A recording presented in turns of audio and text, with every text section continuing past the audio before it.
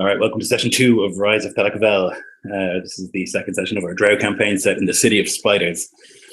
House Thelak'vel has just won a victory. You've crushed House Kulggen and absorbed them into your own house, their power, their magic. And after the slaughter, where the two of you acquitted yourselves extremely well, you both began to feel a sort of pulsing within you, where your sternum is kind of that area. You would feel this like magical sort of pulsing, and it has been happening for maybe 2 days, and it's pulling you in a direction. You know that it's Selvetarm. He's not very attentive as a god, although more attentive than Lolth would be. So feeling something so direct would be a pretty clear sign that you need to do something. And you've heard of this before. This would be sort of calling, and it's pulling you towards Arach Tinilith, which is the huge spider building where the priestesses of Lolth do their training, where the high priestess, the mistress of Arach Tinilith, dwells. But also in there's a cathedral of Selvetarm attached as an afterthought to that building, and so that's where you're being pulled to.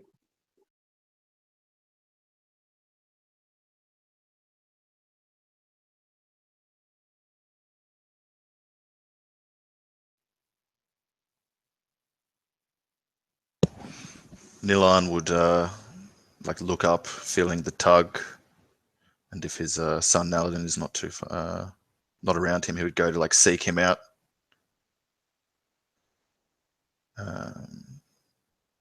He would like knock gently upon the doors to his chamber, and when the door opens, he sees on his son's face that he has felt the same thing, and there's a unspoken transaction between the two, I would believe, as they make ready,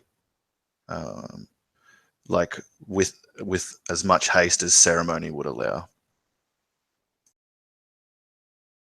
Right. Yeah, basically after this battle they took, where they took down this house, Naladin himself had felt something, a closeness. He couldn't quite put his finger on it, but he felt the touch of Selvetarm. And so he's already been on edge, and he may have already spoken to his father about it. So when this feeling comes over him, this tug, this pull, when he comes to find him, he'll find that he is in his chambers, but he's already ready to go. He's gathered all of his things, and is immediately ready to follow his father while he goes to make his preparations.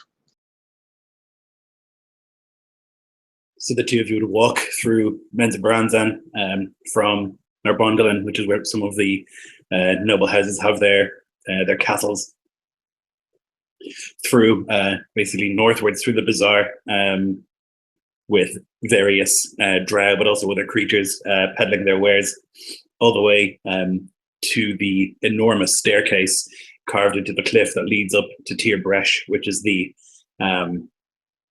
section of Menza that's given over to the training of drow. There is the Tower of Sorceer, which is where the wizards have their training. There's Melee Magthir, which is the huge black pyramid where the warriors have their training. And then there's Arach Tinilith, shaped in the shape of a huge spider. That is where the priestesses have their training, and that's where you're being pulled to. You are able to enter, and you're greeted almost immediately by a stern-looking acolyte of Lolth. She's a girl. She's maybe 40, and she looks you up and down with a quizzical look. Males are not permitted to enter.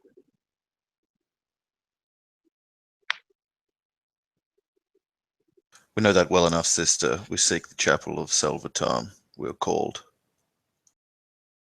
She sneers, and she points to her right, and you can follow that direction. It's an unadorned corridor that leads kind of downwards until eventually you enter into a black, windowless sort of cathedral relatively small for a cathedral, but that's what it's called. Polished black marble floors and walls. There's a statue of a spider with a human or a drow male face. In one of its long, spindly legs, it holds a mace, and the other a long sword. This is your god, Selvetarm. And standing in front of this statue, unmoving, is a large drow male with this slick, sort of carapace-like black plate. He's got a long sword inverted in front of him, holding it by the pommel. And he sees you as you enter. He calls out, "I've been expecting you. You felt the pull." Indeed, and I'll bow.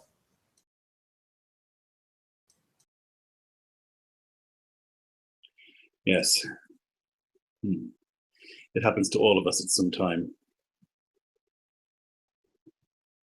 The spider that waits is mysterious. He does not often communicate directly, but when he feels that you are ready, he will send a pulse of energy to you, and you have felt that energy. I will need your blood to perform a ritual. Within the fires of this ritual, you'll be shown what you need to do. If you're successful, you will become Judicators of Selvetarm. If you fail, well, you'll be dead. With me. He turns towards an antechamber. Nilan will rise, robes flowing, and follow silently behind the Grand Judicator. Naladin will follow as well. A bit of excitement, unable to be hidden, shows on his features as he moves closer to his goal. You know that this is Indrivel Barrison Delargo. He's a son of the second house, and he's the Grand Judicator of Selvetarm. Known to be a no-nonsense warrior. He brings you into this small, sort of cramped room, similar to the one you were just in, black marble everywhere you look. It's dark in here. And on the floor, inlaid in white marble, is the shape of a spider. There are weapons in racks along the walls. He goes and he sits, basically kneels at the back of the spider. He gestures for you to kneel, one of you in front of each mandible.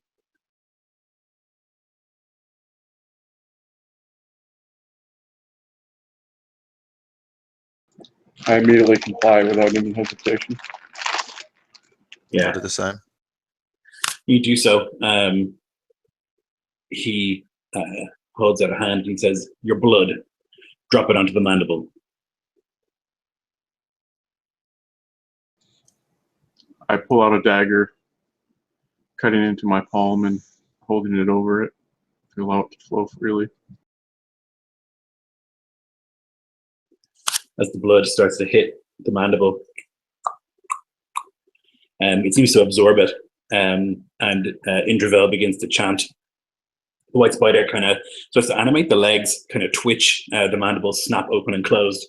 And all of once this fire springs into life where the spider's eyes should be, your eyes roll back in your head, and you begin to convulse.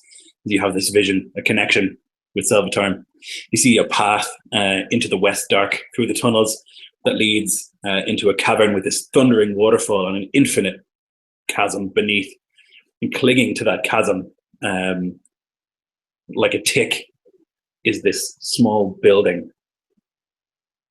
There's no bottom in sight beneath it, but the building kind of hangs onto the side of the cliff. And you move through the stone of the building, and you can see inside there's a statue of a masked drow and males praying to him. And with a snap, you're back.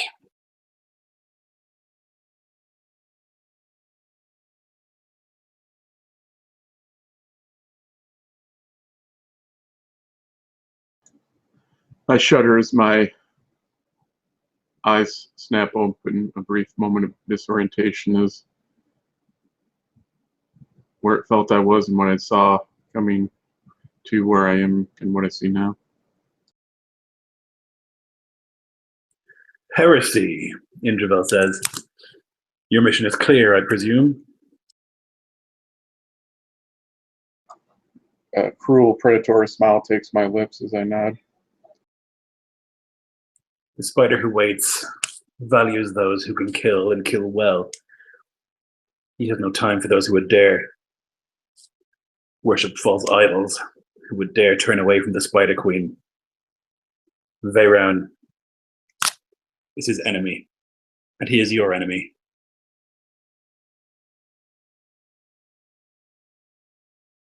Go there, leave nothing alive, deface the statues, destroy this temple.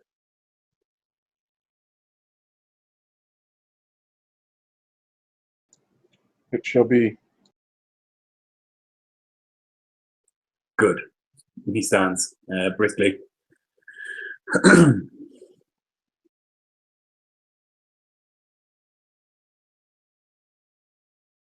Is there anything you'd like to do in preparation for your journey?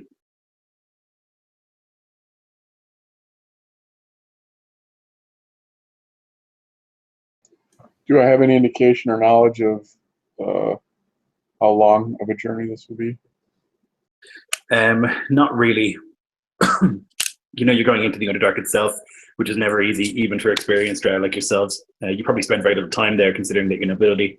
And if you have gone, you've probably gone with like troops, with like scouts and expert trackers and stuff with you.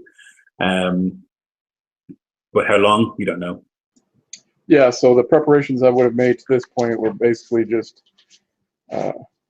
donning my armor, my various weapons and trinkets like that. So I would want to get at least a few basic traveling supplies like rations and whatnot, and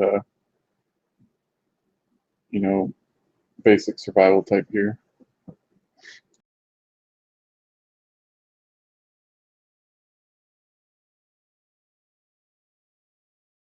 And what about you, Patron? Anything you want to do? I'll briefly go back to our quarters to prepare. Clad myself in my armor and take a selection of weapons from the racks in my sanctum. Meet up with Naladin with some acquired lizards or mounts for the initial stages of our quest. But before I meet him, I'll go to smooth things over with Matron Volshanar. As always, you'll find her on her throne. Although today, as you enter, there's a trio of goblins that have been tied together by the wrists. They are kept within a sort of force cage that Truliel, your first son, has summoned, and the matron is whipping them. As they scream, she laughs. He smiles and exhales slightly, like, and then strides towards her. She continues whipping. You can see that she's a little bit out of breath. She puts the whip back in her, in the handle at her hip, and she turns to her son and says, "Finish them." She's sweating a little bit, and she turns to you. "Yes, darling?"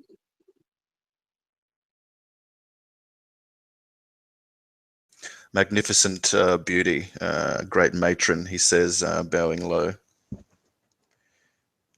Myself and your son have been summoned by Selvetarm, long servant and slave of Loth, to do his bidding. There are heretics on the outskirts of Menzoberranzan who need dealing with. We've been tasked to destroy and uproot this heretical sect in honor of you, and for permittance and leave to take up this unholy quest. I offer you the chief of their band, his hands or his head, and a token worthy of your penitence. She kind of chuckles. A quest, interesting, for your slave god. You can bring me the heart and the head of this leader. Leave none alive. They will be yours to toy with, mighty matron, he will say with like a cruel grin. Good. This can be worked to our advantage, he said, your advantage, he would say. With the weapon master and fifth boy of your house gone, our enemies Belan may sense weakness and try to strike. If they do, plans have been laid, as I'm well sure you're privy to, of that eventuality. If we can get them sniffing and to come at us while we are gone, stand firm. We will produce a witness and consume them. If not, they'll have to wait for our return. The preparations are made. Indeed, we will have no weapons master, but do not think yourself indispensable or essential to our war effort. Of course not, great matron. Your mighty son Istvel shall lead the troops, continue the training in the sanctum of Selvetarm in my absence. He is competent and blessed with your great bloodline. Will not fail you. See that you don't. Have I ever? And then he'll turn, make his way to the quest. Okay. So you guys then make your way from House Thelak'vel through, again, the bazaar. But then you turn westwards towards the west wall. This is where the houses are of the up-and-coming nobility, those who are barely nobility, up-jump merchant houses, things of that nature, new priestesses who are trying to strike out on their own as matrons. There was a time when House Thelak'vel dwelt here, but it was a long time ago. Barely noble, these upstarts. You can see their attempts at aggrandizing themselves with garish, like fairy fire around their homes, and like artifice of spiders carved into every surface of these houses. But you can tell that it's the desperate attempt to look important as opposed to any real sense of power. As you pass by those, you make your way towards the west gate, where you're crisply saluted by trainee soldiers from Mali Magthir, and then out through the gate. You can see that there's like a line of petitioners trying to enter the city. Many of them drive from other cities, hoping to sell wares here. And outside of the gates, there's another sort of bazaar here with various non-drow creatures. Dwergar are very common here, but also you can see minotaurs. Yeah, they're like, and a couple of drow commoners trying to sell their pathetic wares out here, outside of the safety of the city.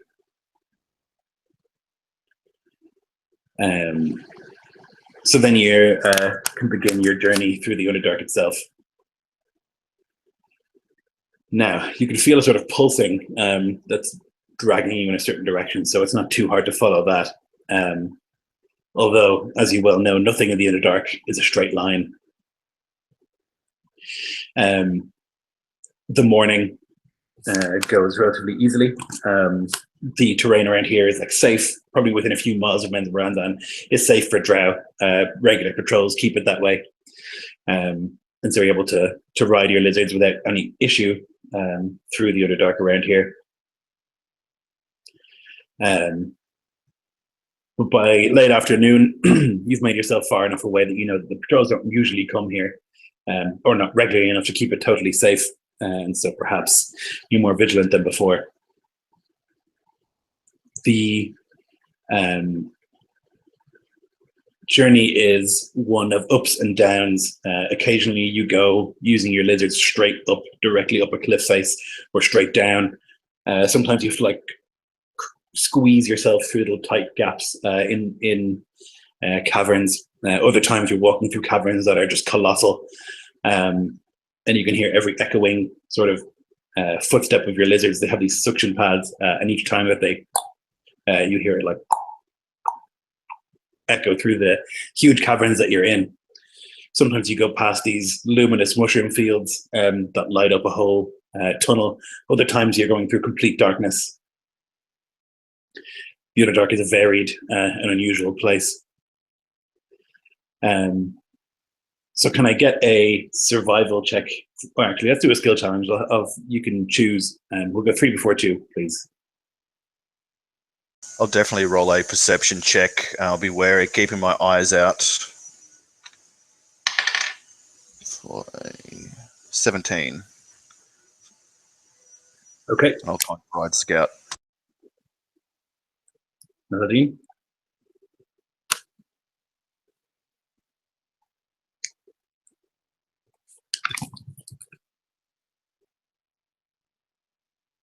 Sorry, just 1 second. My dice controller is not cooperating.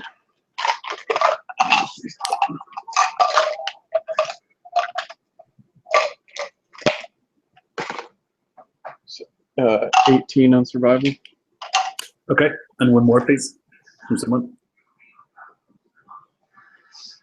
Now, I was happy to travel boldly from our house and through the slums for any to see that we've left our house. But once we're in the Underdark, I want to move stealthily, not so much a fear of like drow eyes seeing us, but other hideous things that might track us or pick up our spores. So I'm going to roll a stealth check. Crit, so 27. Nice. Okay, so you guys are able to make really good time. As you're kind of moving through at one stage, there's a couple of branching tunnels before you, and you can hear the sort of telltale like hook horrors communicating, smashing claws against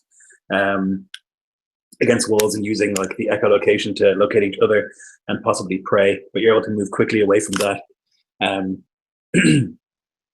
You can see a nest of like dark mantles up on the roof of a tunnel that you go by, but you've dealt with them before. You're able to avoid any sort of encounter with them as you stealthily move your way through. That evening, you come to a chasm, and the pulse is pulling you directly across it. You could try and go around if you like, but you don't know how long that might take. Other than that, you have your insignias, which you could use to float, but you have to leave the lizards behind, I think.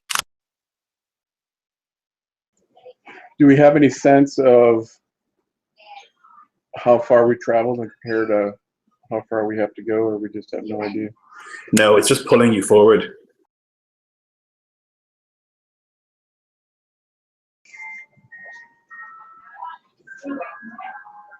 Naladin moves to the edge. He'll reach up to grasp the insignia, stroking it with a thumb, though he does not activate it yet, as he says that if we turn from this path, we not know how long it could be to cross. And you can sense the impatience in his voice. We must heed the call of the spider that waits. If it compels us upward we must go.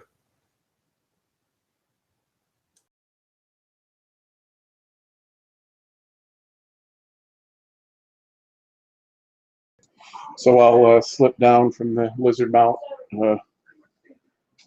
slinging the pack over my shoulder with the basic supplies, a few rations and the like, and then move back to the edge and activate the insignia to levitate across. Okay, so you both activate your insignias and you begin to float across this chasm. Of course, you can't see the bottom. It seems to stretch on, as many of these chasms do in the Underdark, infinitely.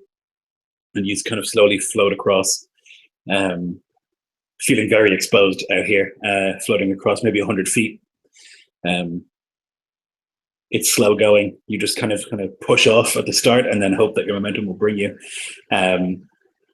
you're approaching the other side. You can see that there's lots of columns and stuff here and stalagmites growing up as you kind of it finally comes into view. It was blackness before. And yeah, you're able to land finally with a thud on the other side of this chasm.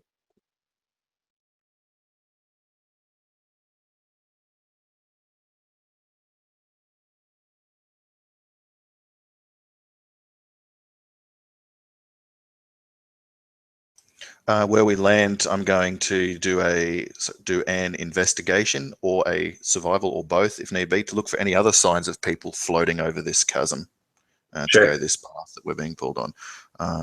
For my investigation, an 18, and for my survival, 17. Okay, so you're kind of looking for tracks and stuff. One of the things about the Underdark, I guess you wouldn't know the surface, but like there's no rain, so tracks tend to remain. And you're kind of looking through. You can see that there has been footfall here, and you can kind of follow these tracks to, or follow the line of the tracks. They lead to like a scuffle towards one of these stalagmites, from which a tentacle fires out towards you. What is your armor class, sir? It is 21. Okay. All right. So, tentacle lashes out towards you. Can you make me a grapple? Yeah, athletics or acrobatics, please. I will choose athletics. 17 plus 8, 25. Okay.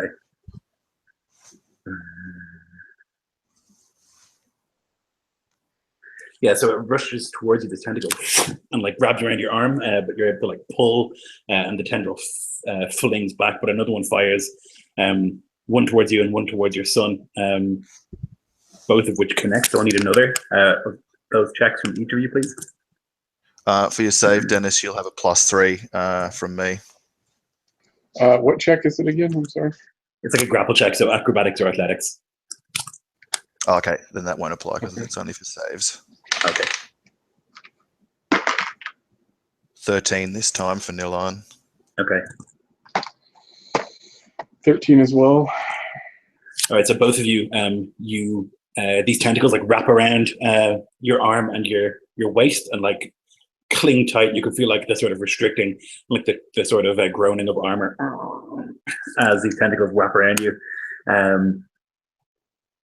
and you're beginning to pull forward, taking off your feet as you like are flung towards this creature. I'll have you roll initiative now, please.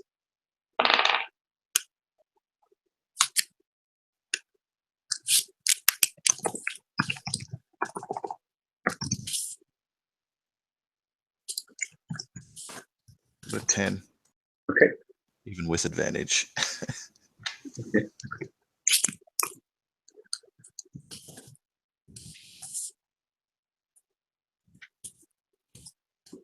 All right, so it pulls you close, and let's see. Yeah, it's going to. You can see now as you approach. It's not a stalactite. This is like hideous, huge eye and this maw of sharp needle-like teeth. It pulls you towards it, Naladin, and it's going to try and bite you. Oh, so 19 on the die, plus 7. Yeah, so it's going to hit.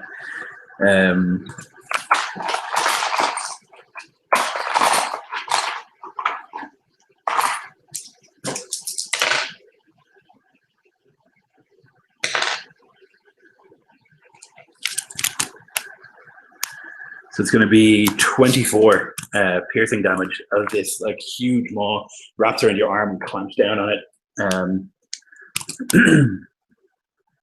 When you're grappled by these tendrils, you have disadvantage on strength checks and strength saving throws, and yeah, you're restrained. So you both have that. It brings you forward and tries to and bites into you, and you can see now there's other tendrils kind of flailing around, and you can see obviously this is where many of these tracks have led. but it's your turn, Naladin.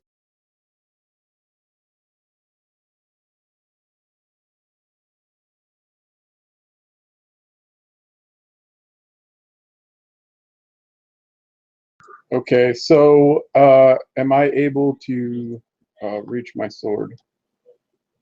Yeah, you just can't move away from it, and you have disadvantage on strength checks. Okay, so what I'm going to do as I curl my hand around the hilt of the blade, the symbol that's the runic mark that's of Selvetarm that's carved into the blade will flare.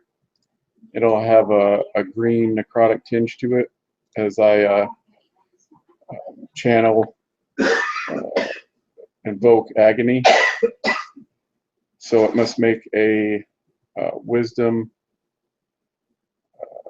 DC 15 save. Okay, it gets exactly a 15. Ah, okay.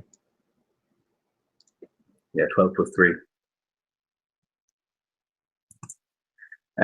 Yeah, so you like exude this like aura, but you can see like there's some intelligence in this thing,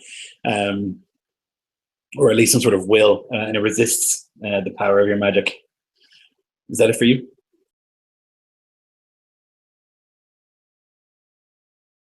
Yeah, that'll be it. Okay, Nilan.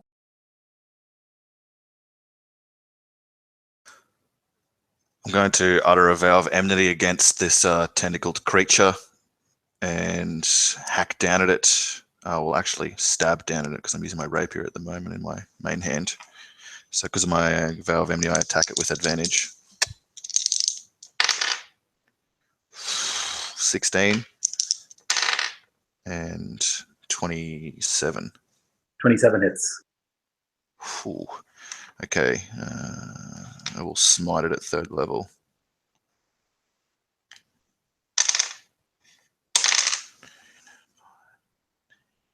(26) piercing and radiant to the tentacles that's wrapping around me.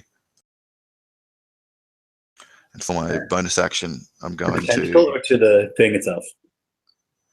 Well, it's one and the same, right? The tentacles grappled around me, so. Mechanically, it's actually not. So, like, you can destroy the tentacle that's wrapping you if you attack it, or you can attack the creature. Have I been pulled closer to its body? Yes. Yeah. Okay. In that case, I will do it to the body. Okay. Yep. No problem. It's got plenty more tentacles, but only one body. But yeah, before the end of my turn, I'll use my bonus action to use my Underdark fighting stance to enact that to the end of my next turn. So attacks against me are at disadvantage. No problem. Blah, blah, blah. Same as dodge. That's it for me. Okay. It is going to fire 2 more tentacles around each of you, so I need another... I need to roll the hit first. That's important. Okay. This is... Okay. Another tentacle wrapped around you, Naladin. And it is going to try and bite you again. Ooh. Is it 21 total? I don't know if it's good.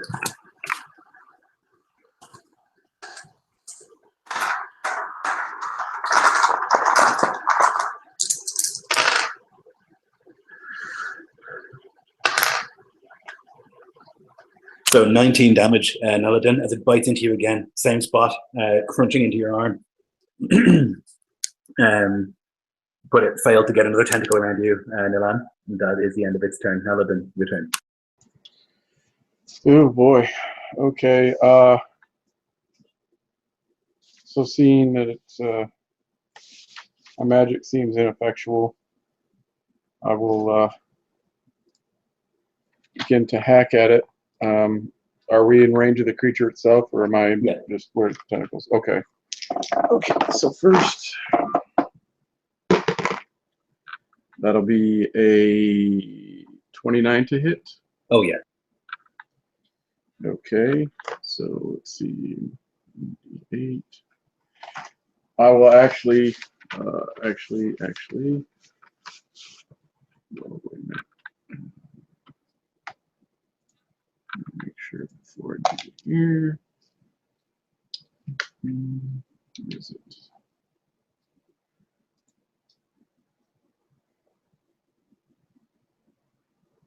Well, when you do the smite, do you have to do that before the attack? Nope. You can say after you hit, which is the. Okay, yeah. Yep, so I will do my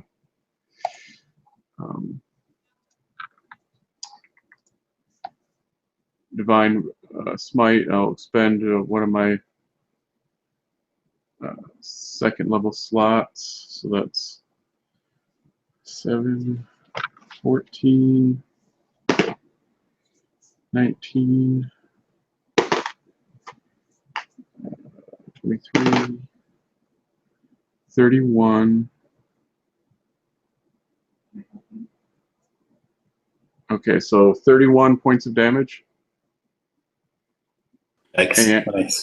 And when my blade bites into it, another sigil that was not previously there flares to life on the blade below that of Selvetarm, and basically it takes it's wounded, and so the start of its next turn it takes a 1d4 necro damage, and then it can make another DC 15 con save to take it off, but the start of its next turn it'll take the 1d4 before it gets a chance to save against it. Okay. Write that down because I'll definitely forget. Okay, nice. So you smash into it with the rapier, deep into it, and it pierces deeply. Oh, sorry. I got an extra attack, so I'm going to go ahead. Go ahead. 24. Yep, that's a hit. Okay. This one will only be, oh, well, that's the best I could have done. 8, 15 points, another 15 points of damage. Okay, nice. Yeah, so these two brutal strikes slash into the creature, and one of them, like your rapier strike, goes right into its mouth. As you pull the blade out, it chomps down, but you can see that like the eye is beginning to become half lidded. It seems to be fairly badly wounded. Weapon Master.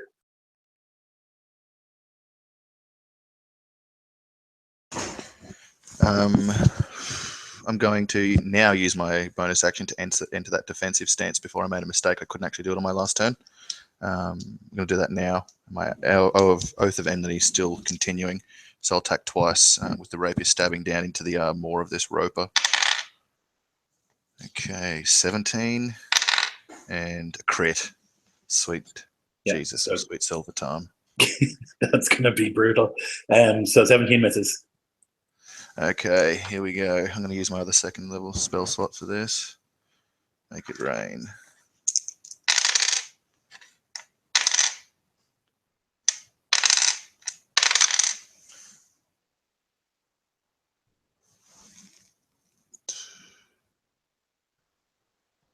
$37 slashing and radiant. Oh shit! Yeah, that kills it. Yeah, through its one eye, into its brain, and the tentacles start like spasming. Others just begin growing lax, and they drop us to the ground, like cut the rest of the gooey probing tentacles in their death wriggles away from me. Move over to Naladin and lay on hands for 13 hit points.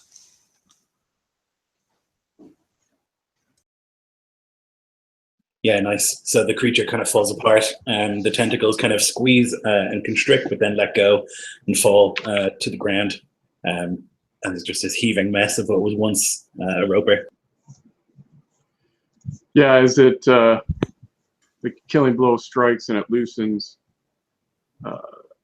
Naladin gives a hiss of pain, falling forward to the ground on his knees, catching himself on his hands. Blood spilling to the ground. His wounds begin to heal as his father lays hands upon him. But he will, feeling that bit of strength, he'll rise to his knees and basically lay a hand on his wounds as well, healing damage. He was pretty grievously wounded, so. Yeah, so now there's a bit of a break. You can see that this is where like many of the tracks had led to. Clearly, some people were unprepared coming across here. And you can see that there is like a scuffle of tracks all around the base of this creature, including your own now. Yeah, so this is clearly has been a profitable place for this roper. I've got like a velvet black like back sack that I'm wearing, and I reach into it and pull out like a long adze or like flensing blade, and like with like a butcher pretty much try and bisect the roper and search its contents over the centuries. I'm sure I would have found something in the guts of predators like this before I'm going to do a thorough investigation, because I know that its digestive fluid is not strong enough to absorb magical items. And I use a investigation of 11 and like peer around in the contents of its guts in like the gore, and if I find nothing, be content with my search. Yes, sir. Hang on 1 second here. Okay, so looking around inside, you cut it in half, and you're like looking. It's hideous, digestive tract, which is like under the ground itself, and you can kind of like search through there through the goo and the bile. You find various coins that it hasn't digested. You find 1,100 silver pieces and 800 gold.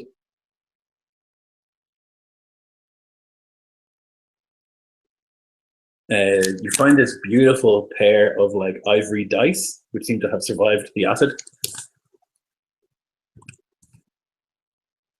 and 7 platinum pieces of gold, or 7 platinum pieces of coin.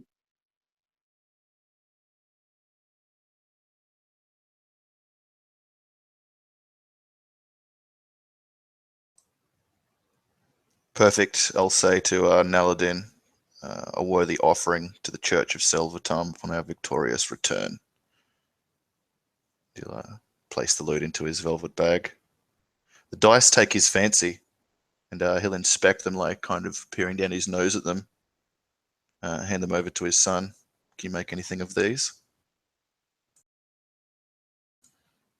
They're bone, if I'm not wrong, and that should easily be digestible in the tract of a roper. Like kicks the stump of the fetid thing. Actually, and by the way, I'm not saying all this. I'm communicating all this in sign language. Yeah. I'll look them over if I've seen anything of their kind before. It's they look like they're just bone, but obviously they're not, because Dylan has it like has touched it with a needle. Like they would have easily been digested by this creature. So there's something about them that must be magical, although what exactly you're unsure.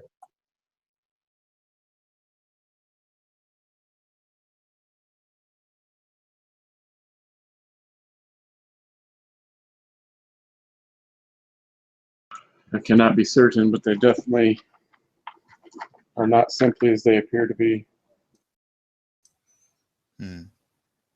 Those we will hold on to. Perhaps Thelak'vel or Zurain can discern their true nature.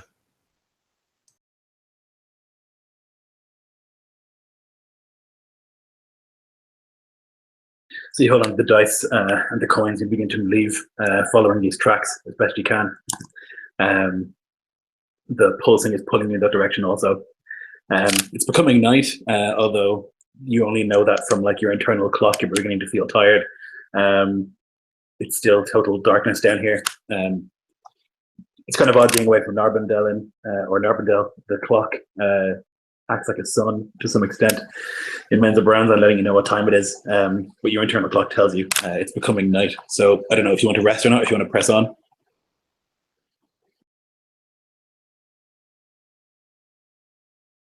I would, since we're both at full health, I would determine that off based on like the feel of like the pull inside from Selvetarm. Like if it feels wrong to stop, you know, when we're not in dire straits, then I won't, even though like my biology would make me stop and sleep.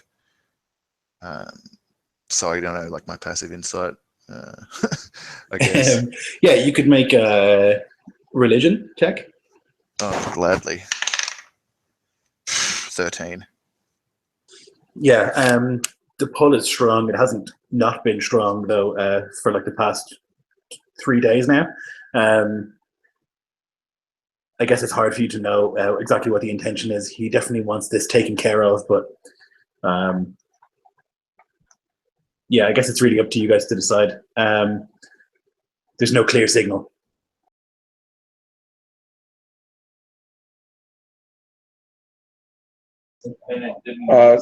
Seeing the question and my father and him taking the moment to try to discern an answer, the more time that passes, perhaps due to his relatively youngness compared to his father, and then patient only grows in Naladin. And while he's making his mental inquiries, I will begin casting the spell Find Seed to summon a spirit mount for us to travel on. And it basically can take any form, but I assume the one that I would instinctively summon would be that of a lizard mount. Yeah. And if I would have any ability to do so, I would try to do it in a way that would, even if it would slow it, but to, have a saddle which would allow for a second rider. No problem. And let's see.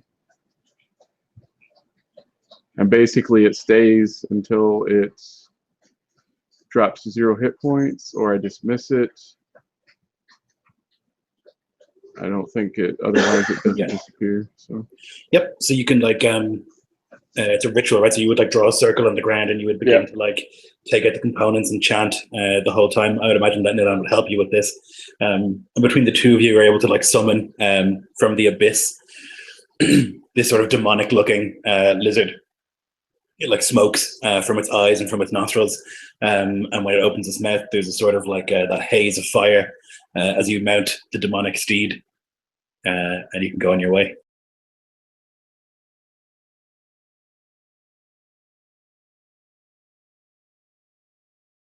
So you continue onwards, following these tracks and the pull of Selvetarm through more of the Underdark. I'm going to meditate while upon the lizard's back. My son commands it. No problem. You can go into your trance, still being aware, but still getting your rest in. And you can continue through the Underdark for the night. Again, it's a similar situation where occasionally you're, going through these massive caverns or over spindly little bridges that cross chasms. Sometimes you go past ancient ruins that suggest something was there once, but nothing now.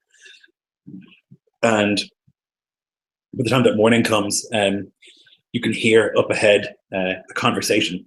You can hear sort of a high-pitched conversation happening, maybe 100 or so feet ahead of you. What would you like to do? When it comes to my attention, am I close enough to hear it from where I'm at, or can I just hear it but not gain any details of it? It's more that you can hear the echo of it, it's coming, because of the way the caverns work, whatever. You can hear echoes of conversation ahead of you. So yeah, using I believe it's, let me double check. Yeah, I can communicate it with it telepathically. I will communicate for it to slow, but continue in that direction, but to slow, and tread carefully as not to draw attention, so I can attempt to get close enough to either hear what's being said or identify those that are speaking. What languages do you guys speak? I speak quite a few. Undercommon, Elvish, Abyssal, Deep Speech, and Dwarven. Okay. And what about Naladin?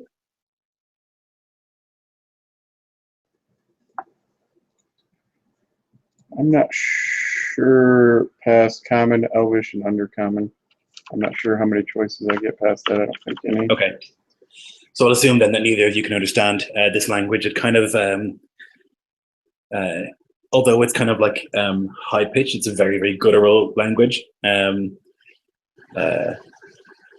Has a sound of gravel or granite grinding against more rock sounds very earthy.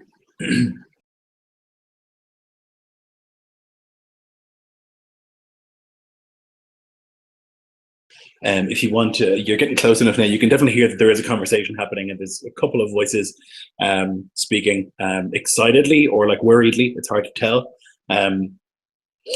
And yeah, any more than that, I think you'd either have to like reveal yourselves or sneak.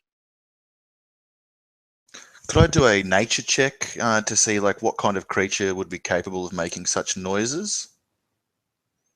Yeah, sure. It's obviously intelligent, but like it'll be for maybe not a nature, maybe a history is probably more precise, like a gravelly voice, things like that. Sounds like Terran or some kind of like earthen beast. 13 on the die plus history 4, 17. Yeah, it sounds like Terran, which is like the language of earth elementals and certain other creatures. I'll communicate that in sign language to Naladin as the beast slows.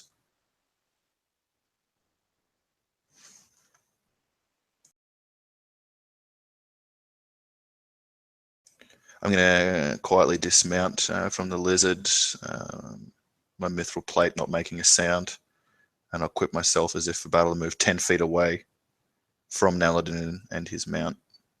Still close enough that I can aid him if need be, but not completely adjacent to him. And I'll kind of give the give the body language of like I'm waiting for a command, kind of like a test. Like, what do you propose? What are we going to do?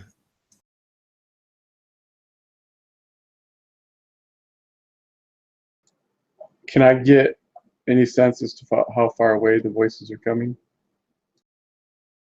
I'll let you make a perception check. That sounds fair. Let's see what the dice have to say about it. That'd be 18. Yeah, so it is echoey, but you get the sense that they're not too far ahead of you. Maybe 50 or so feet ahead of you. Like you're in this cavern, and you can see that it like dips down. So you would be like up on a rise above what's about to be revealed. So I would be above their position. Yeah. Okay, so I will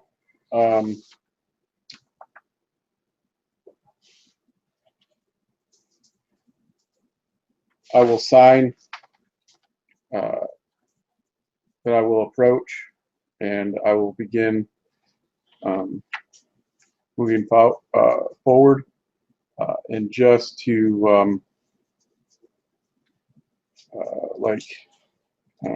cover myself, I will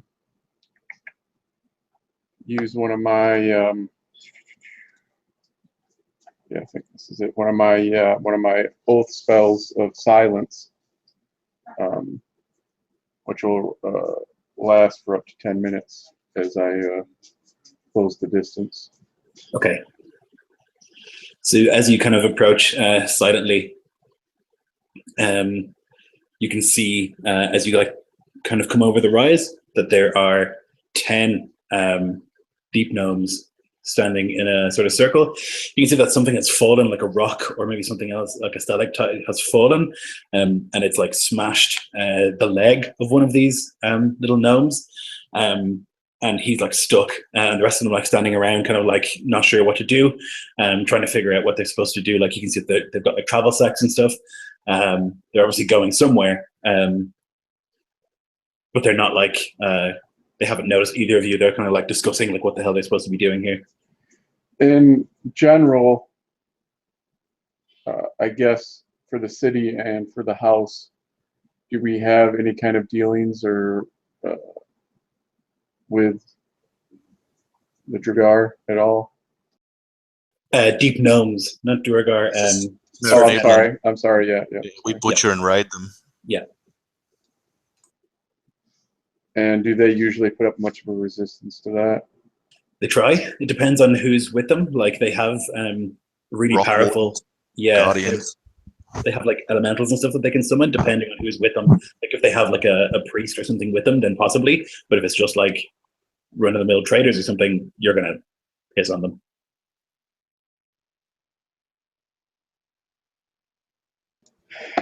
Well, he's not survived this long by being reckless, but he is also on a mission, and you might say he's got a little bit of a bee in his bonnet. And so I think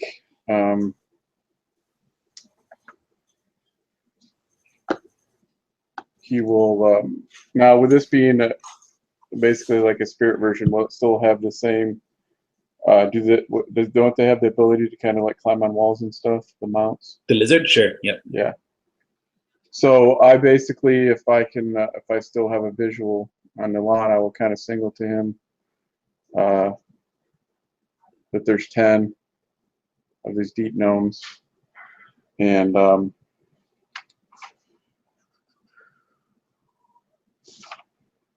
let's see, what do I want to do?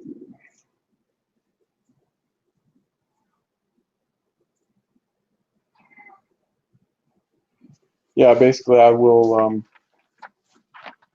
begin approaching them. I won't do anything to draw attention to myself, but I also am not going to like attempt to stealth or anything.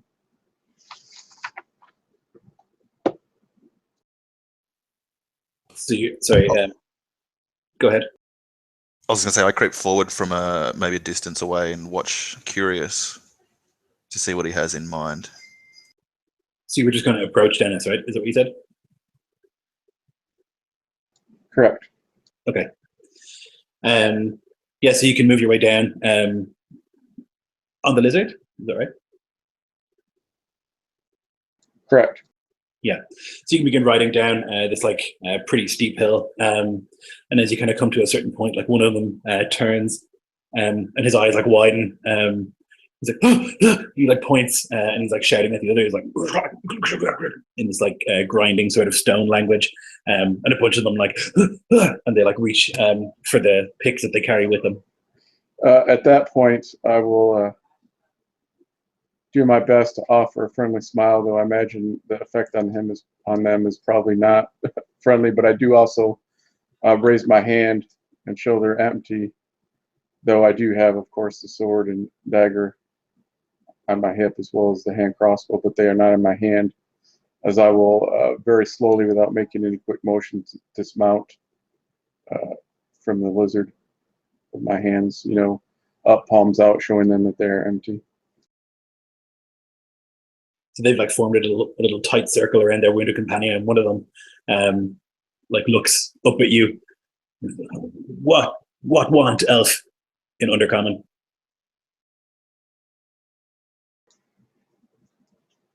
It seems that one of your companions is in trouble.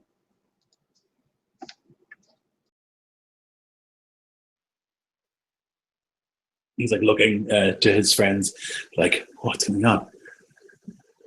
Yes?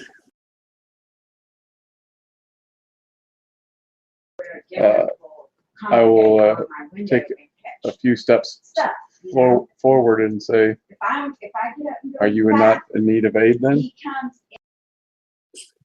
Elf no help. Elf never help.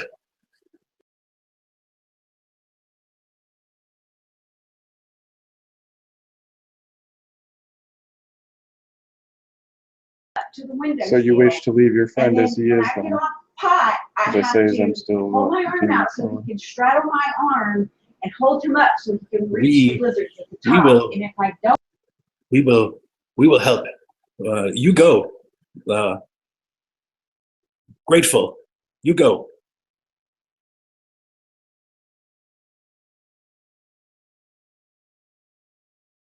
At this point, about how far from me would they be? Probably about 15 feet. Her stomach is growling, and she don't want to finish her dinner. Lily keeps going over there and stealing farms. well, we're going to have to pick it up. Stop your licking. Stop it. Stop. Stop your licking. Stop your licking. But I want to kiss Stop you your licking. so bad. I'll kiss my daughter as a step school. What? Let's see. Okay, you need to finish your rest. Okay, they're kind of like tightening up their circle, and they're looking very nervous. You know, and you probably think that there's a point where if you get to a certain closeness, that they're not going to be like, they're nervous, but they're also they see that there's one of you and 10 of them, and you think that they'll fight rather than let you get to within striking distance. You know what I mean? Yeah, I imagine the way that it is that they know that if it comes to it, if they don't defend themselves, that they'll be slaughtered. So if I push them too far, that they will feel that they don't really have any choice but to do just that. Have I had any interactions with them myself as far as raids or whatnot to know? Probably when you were in Melee Max here. So there's a lot of background noise that's going to make you do this. Probably when you were in Melee Magthir, you would have gone on raids and stuff. Like that was part of your training. You would go on troops and stuff to like raid all around the Underdark. You probably would have attacked at least one deep known settlement, if not more. Like they're the easy target, like the obvious target, because like Drow don't deal with them necessarily. Like they see them as lesser and they see them as like goodly, and so they want nothing to do with them. So they're a common target for raids and stuff. I would imagine that you've probably fought them like in your long life over 10 times.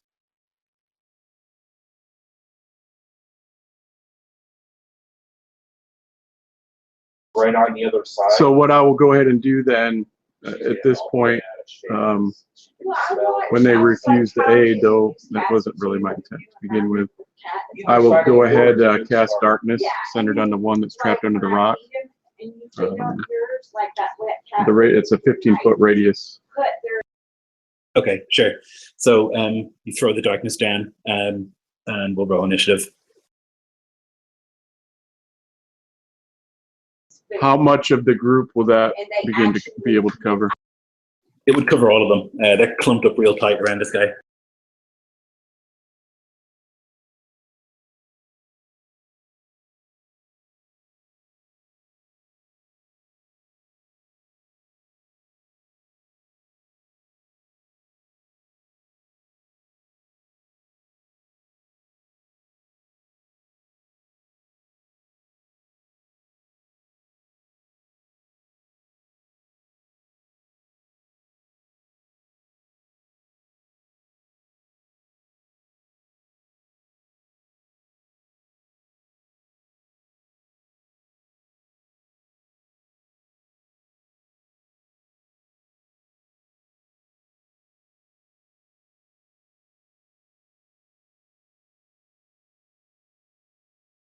So you throw them in the darkness on top of them, and you can hear already like the cries of like alarm, and you can hear like them hefting weapons and stuff like that.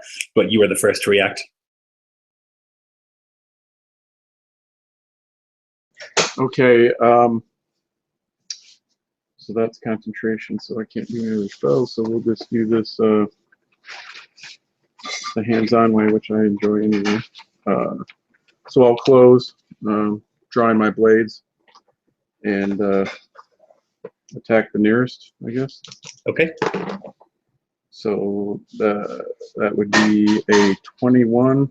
Can you see in the magical darkness? Me? Yeah. Yeah, with dark vision, I should be able to. Yeah, it says if I have. I think it's magical. I'm not sure that you can see. Oh, I thought I could see through it if I was the one casting it. Let me just check. If Changes not, per then edition. It does, yeah. So it's a creature with dark vision can't see through this darkness, and non-magical light can't illuminate it. okay, well, Yeah, so I thought I don't know, maybe there's an ability that gives you the ability to do it. I thought if I cast it, I would be able to see in it, and they wouldn't. Okay. yeah, I mean they also can't see, but like you'll attack with disadvantage, you know. Okay, well that's fine. Yeah. So let me do this. So the first attack, that would be 18. Yes, that will hit. Okay. And I will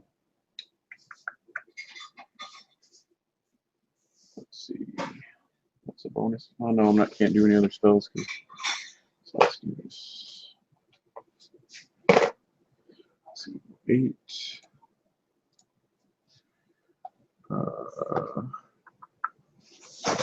Oh, but I do have. Well, that takes an action. Never mind. So that's 8. That's 15. Okay, so you kind of like rush into the darkness. You can remember kind of roughly where that deep gnome was. You run him through his eye with your rapier, killing him instantly. The off at hand attack with disadvantage is only 9. That misses. Yeah, and then I'll do my extra attack. Oh, that's better. So that would be 20. Yep, that hits. Okay. That would be 11 points of damage. Okay, so you rush into this darkness, like the cloak flung behind you, and you stab the rapier through the eye socket of one of these deep gnomes. You slash out with your knife with the other hand, but you can feel there's no connection there. But then you slash it with the longer blade, and you cut into the chest of one of them, you think, though he doesn't fall. Nuri and Buri, who are the two at the front, they are both going to... okay, one of them is going to cast a spell. I wonder how this works. If he can't see you. Oh, that you can see. Okay, so he can't cast it.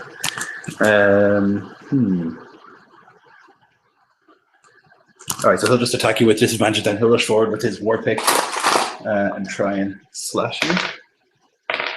Okay, but he misses. He you can feel the war pick kind of just like against your plate.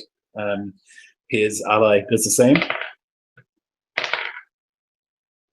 with 14, which still misses. So the two of them, you can feel like working in concert as if they were like actually mining, just ching ching, two like blows against where your knee would be, but your armor holds true, and they don't manage to connect properly. Weapon Master, your turn.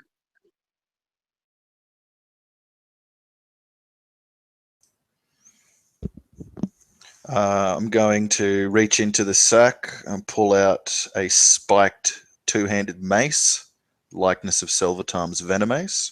I'm going to sprint towards the magical darkness, then I'm going to misty step into the midst of it and swing about with abandon / disadvantage. I'm going to pop some Snivnurplin. Maybe not. 14 to hit and 18 to hit. 18 hits. I'm going to smite just because drow.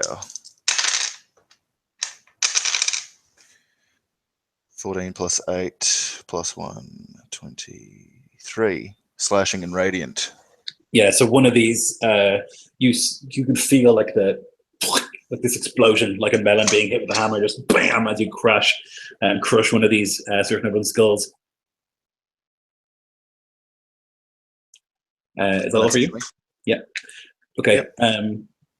Wounded Yuri, who is the guy who's pinned to the ground. You can hear him chanting, but his effect is unknown, it seems. And then it is the various deep gnomes. So there are still 6 of them remaining. So 4 of them are going to rush or swing. I guess they would they? I never really know what to do with this darkness stuff, because I don't know, like, would you be able to find a target? You know what I mean? But like mechanically, yeah. You fumble through the darkness into someone, then you swing at them with disadvantage. Yeah, okay. So that's what blinded. So that's nothing. Hopefully they start taking each other out. Let me know. All right. So Nilan, you can feel these groping sort of hands, and one of them grabs, and then you feel like the spike of the war pick. Although again, your mithril mail is more than enough to protect you, and you feel similar like attacks on your shield and on your mace and stuff. My AC is only 19 at the moment. I'm only wielding a two-handed weapon, so it's 19, not 21. Just so you know. Yeah, no, I mean, with disadvantage, these guys are having a bad time. So they're trying to get anywhere near you, but they just cannot. Your mail is proof against any of their attacks. Another 2 then rush over towards you, Naladin, and they're going to try and see what they can do.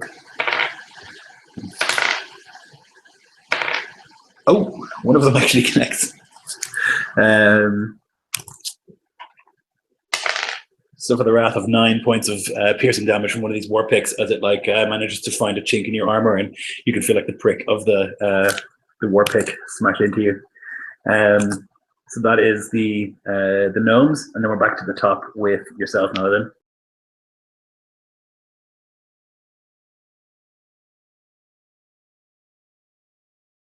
Quick question, mechanically speaking. If I'm doing a concentration spell, I would have to drop that to do a Divine Smite? No, you only need to drop it if you cast another concentration spell. Yep. Oh. You can have one spell going while casting other spells. You just can't have 2 concentrations going at once.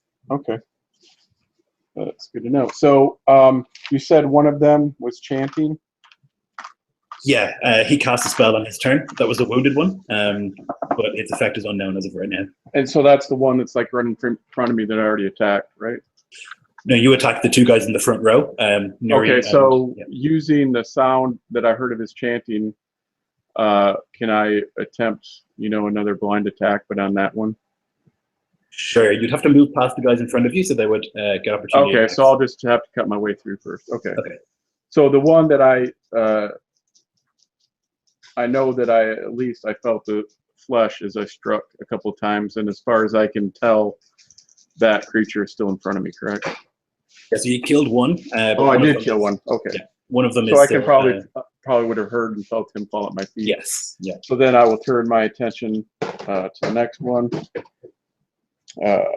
That's a 18 with disadvantage. Yep, that's a hit. Okay, and I'm going to expend one of my first level spell slots to do my smite. So it'll be for 11 points of regular damage and 13 points of necrotic damage. Yeah, so another, you slash right through the throat of one of them, and you can feel like the satisfying spray of blood as you realize that's arterial blood and one of them has fallen. So yeah, continuing my quick movements is basically I'm just trying to cut a path through to where I heard that sound. So I'll slash out with my dagger, hoping to find a target. Oh, it would have been a nat 20, but unfortunately with disadvantage, that's only 19. 19 still hits. Okay. That will be. So my dagger, so that will be 4. That's 8 points of damage. 8. Okay. And then basically spinning with that movement, I will step to my right and kind of make a backhand slash in that same direction with my extra attack for a 20 to hit. Yep. That will be 14 points of damage. Okay, yeah. So another one falls. So the 2 who had come over to you are now taken care of. There's still Nuri and Buri in front of you, but the other 2 nameless deep gnomes are dead. Okay, they are going to try and strike at you.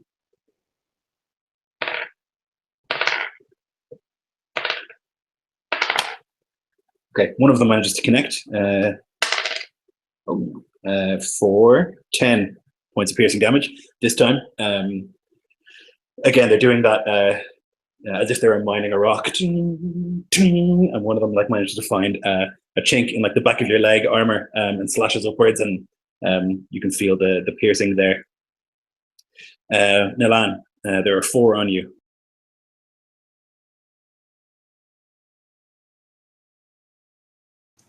I'm going to swing about with abandon twice.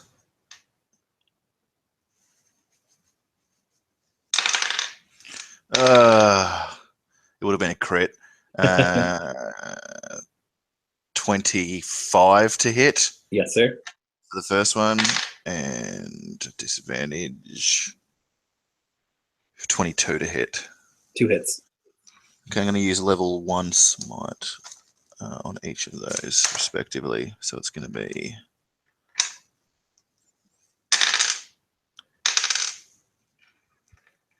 28 slashing and radiant for the first. Okay, that kills him. Okay, and then on the second, 21 plus 8, 29 slashing and radiant. Yeah, so you just whirl about you with this mace and just like smash heads off shoulders. You can just feel like splinters of skull and stuff splashing onto your armor and like ding, off it as you like wreck these fools. I'm going to use my bonus action to adopt my Underdark fighting stance.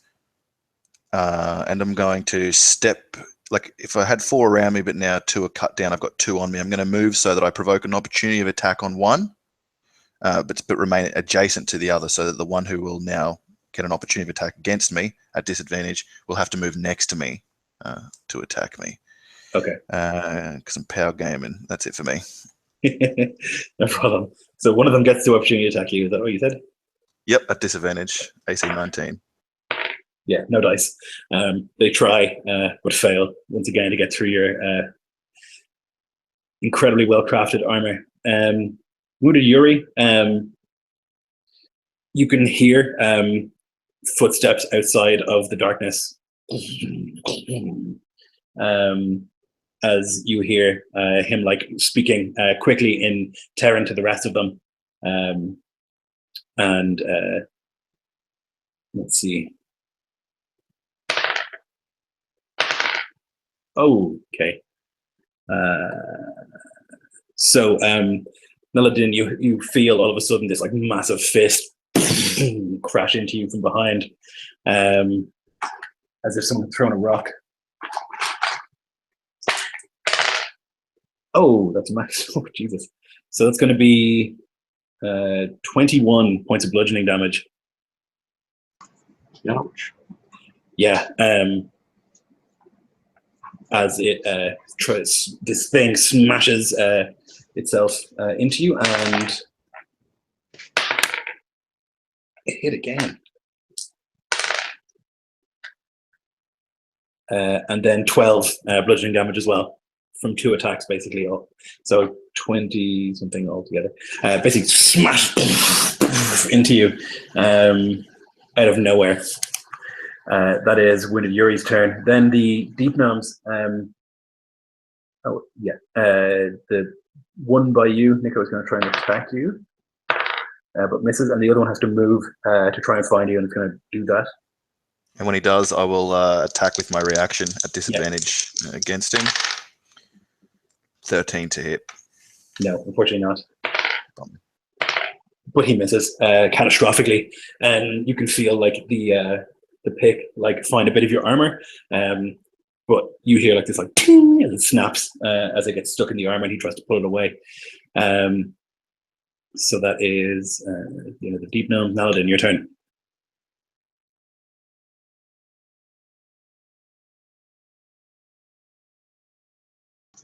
So I feel myself being attacked quite heftily from behind.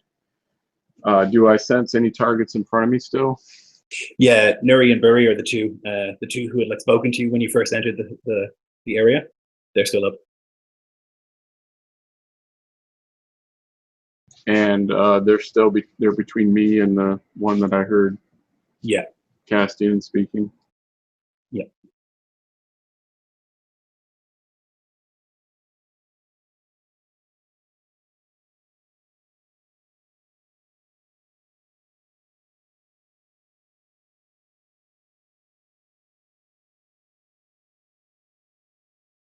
Okay, so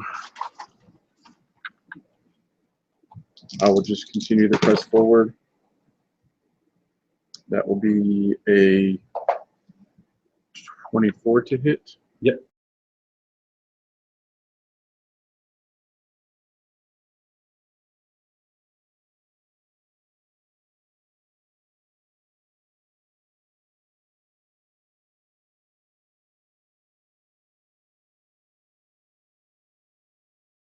Oh, sorry.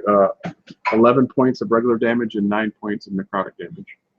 This is against the two in front of you, right? Yeah, so you run one of them Correct. through with the rapier. Mm-hmm. He's dead. Okay, then I will strike out for 17 with the dagger. That's a hit as well.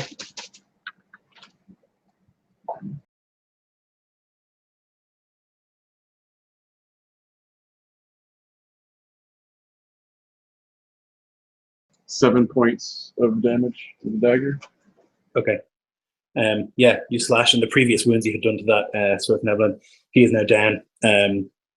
So the two of them are down.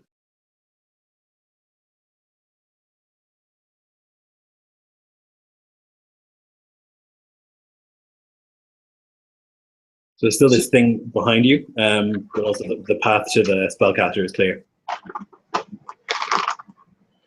Okay. I wish that would have happened a little sooner, but so yeah, I'm going to continue forward and attempt to strike out with my extra attack. That's 17 disadvantage.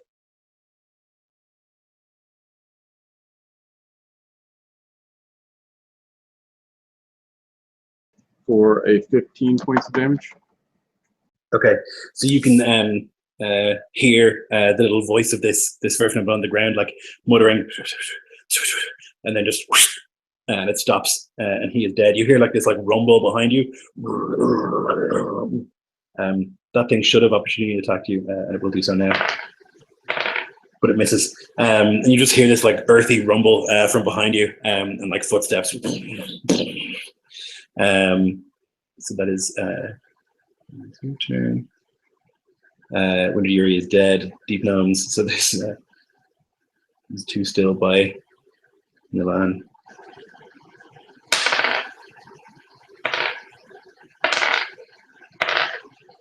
Wow, an actual hit for 9 piercing, Nilan.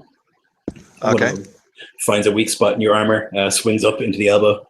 That is the end of their turn, and we're back to Naladin. Wait, that's not right. I skipped. Me?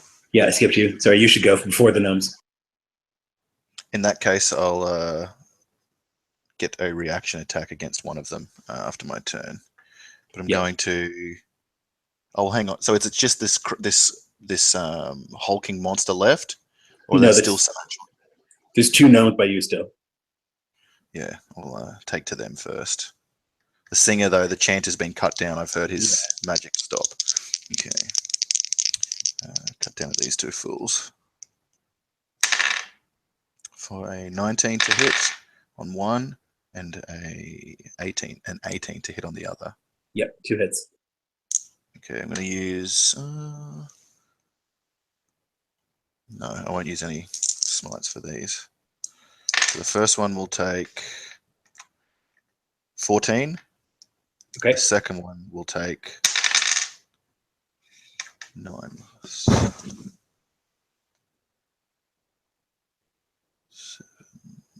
6, 15. So 2 piercing. Yeah, 2 of them just like Sauron just swinging this huge mace around, smashing, and you can hear them as they go flying in the dark. Both of them are dead. So you don't take that damage that you would have taken because you would have gone before them. Okay. If that's the case, then I'm going to move 30 feet out of the magical darkness. Yeah. I assume see this massive rock elemental. Yeah. I'm going to wave my arms about at it. Yeah, it's turned away from the darkness and is walking out of it. It seems to just be like roaring, furious. Breathe a sigh of relief. No way. Nope. Yeah. No. I was going to misty step further away, but I'll stay where I am and not call out like loudly, but just like hiss loud enough for Naladin to hear me. The threat subsides. Let's see what let's see the carnage you've wrought, because there's still a magic cloud of darkness over the massacre, right? Yep. That's it for me.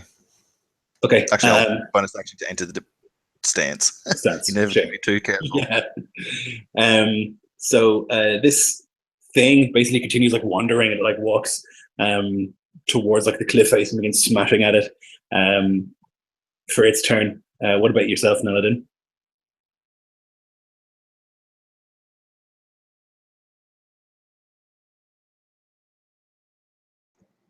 So I can't sense any other movements or sounds within the darkness. No. But I can hear that there's something very large. The thing that almost took my life is still stomping around out there somewhere. Yeah. And you would have heard the soft voice of your father.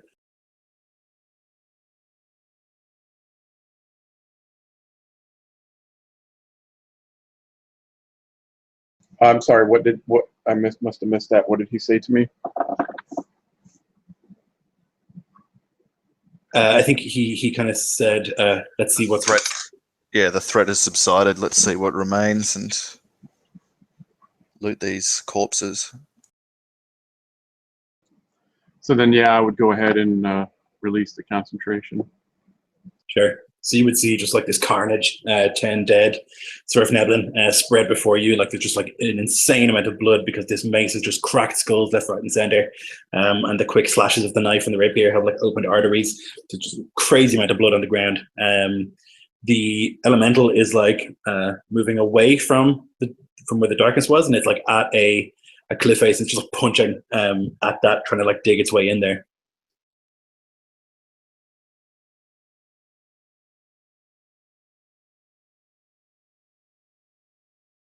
Drop the darkness, son. Perhaps this fell cleric has some magic we can use to our advantage by way of harnessing that elemental yonder.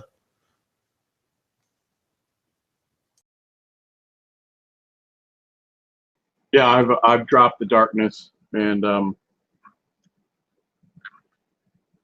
once I do, I go ahead and cast Cure Wounds on myself using another one of my first level slots. Get a few health points back.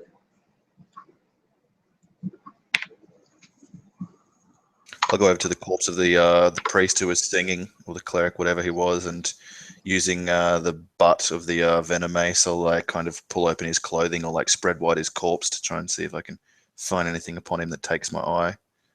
He was blessed with like some magic, perhaps even divine, so he was no commoner. Yeah.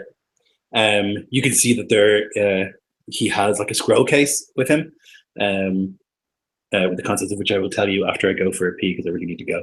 Be back in 1 sec. Me as well. Smoke break. Be right back. Smoke break. 5 minutes. Yeah, let's do a smoke break. Okay. See you soon.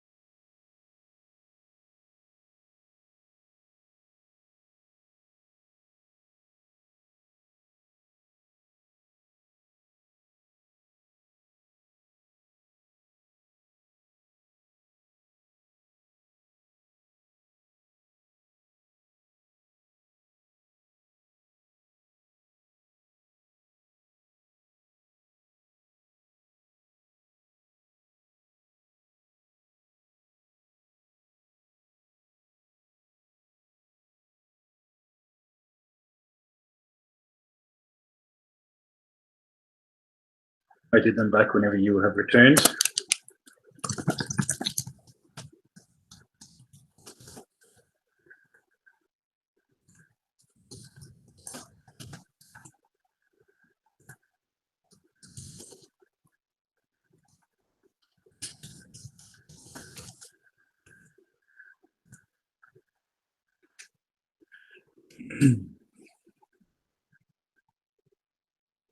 Okay, yeah, so you find in this scroll case 2 scrolls that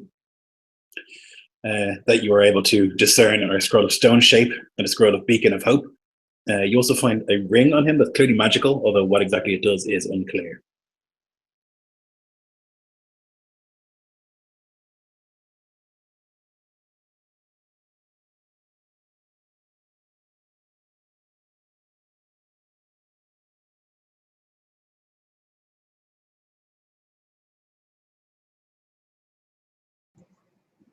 While he's pilfering his pockets, I'll begin searching through like the bags and stuff of the others. Yeah, it's just a bunch of mundane stuff like travel equipment, stuff like that. Sorry, excuse my meeting. They like nothing that you would be like, oh wow, certainly not for a drow, you know. But there is like mundane traveling stuff here, like there's rations, rope, all that sort of stuff, but nothing that catches your eye.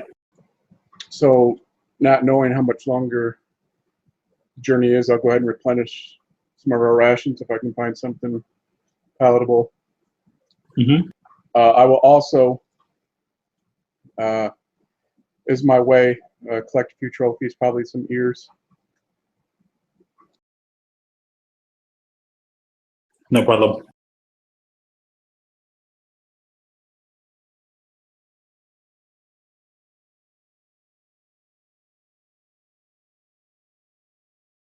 So what comes next?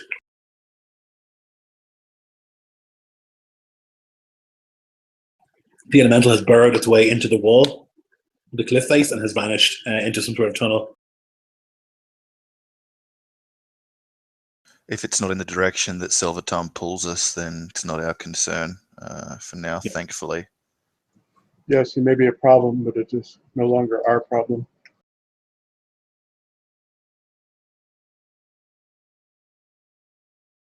So I'll basically call to my steed and mount up and continue on our way.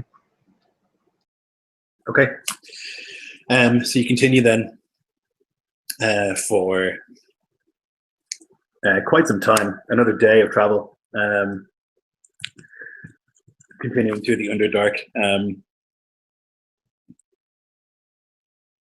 Again, you see plenty of creatures, but you're aware of them before they're aware of you, and so you're able to avoid their gaze. Either that or they're afraid of challenging you. So you don't encounter anything else that seems to be a problem as you continue on your way. At the end of the second day, would you like to rest when it becomes like late at night, or would you like to keep going? I guess you can switch while you're riding, like one person can meditate and one can ride. Yeah, because I'm in a hurry. But however, I've expended, I think, one of my spell slots, and I'm still pretty heavily damaged even after casting Cure Wounds. And so I definitely, you'll see that perhaps I would not say something for the longest time, but you can tell that I'm near my limit. Yeah, a day has gone by though, right, since our massacre of the Snivnerflin. Yeah. So you'd be back to full for now. The question is if we like exert ourselves, like exhaust ourselves, which I wouldn't want to risk. But I think rotating between one meditating, one riding through the magical steed. How long does that last for, Dennis? And what's your threshold for like how many times can you summon it? I believe that it remains until I dismiss it or it gets knocked down to 0 health points. Let me double check here. If possible, to keep traveling for obvious reasons, would do that, but also in case something bigger and more predatory was lured by all the massacre and is following us, tracking us, the fact that we're constantly moving makes us difficult prey.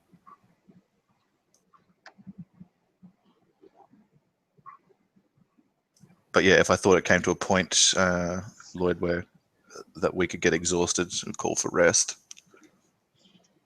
Yeah, I think like because of the innate ability of the drow that you can like meditate to get your rest. Like one of you could be controlling the lizard and the other one can sit on the back and close our eyes and attune. So I think you'll actually be okay. Like you could take rests there. It won't be as comfortable or like, you know, but it'll do for now. Fully off. So you continue then through the night and then through to the next day. And it's probably mid-afternoon where you begin to hear the thundering of the waterfall up ahead.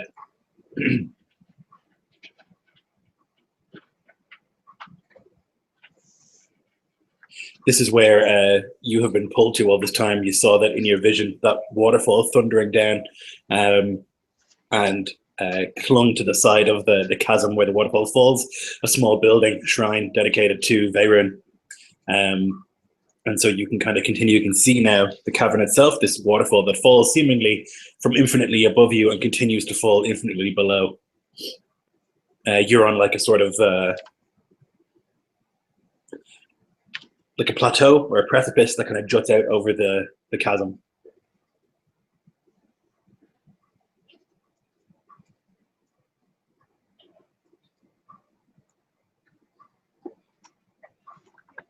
I'm going to do a perception check to see if I can see any signs of a sentry or any like trap or obstacle in our path towards the heretical shrine.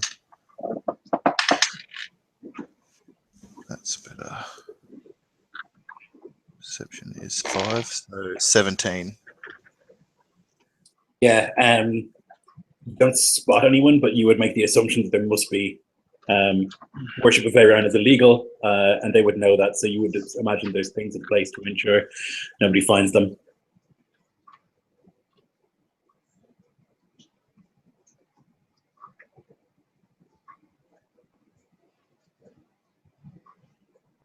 I see no one, but since we're being watched, he'll like finger silently.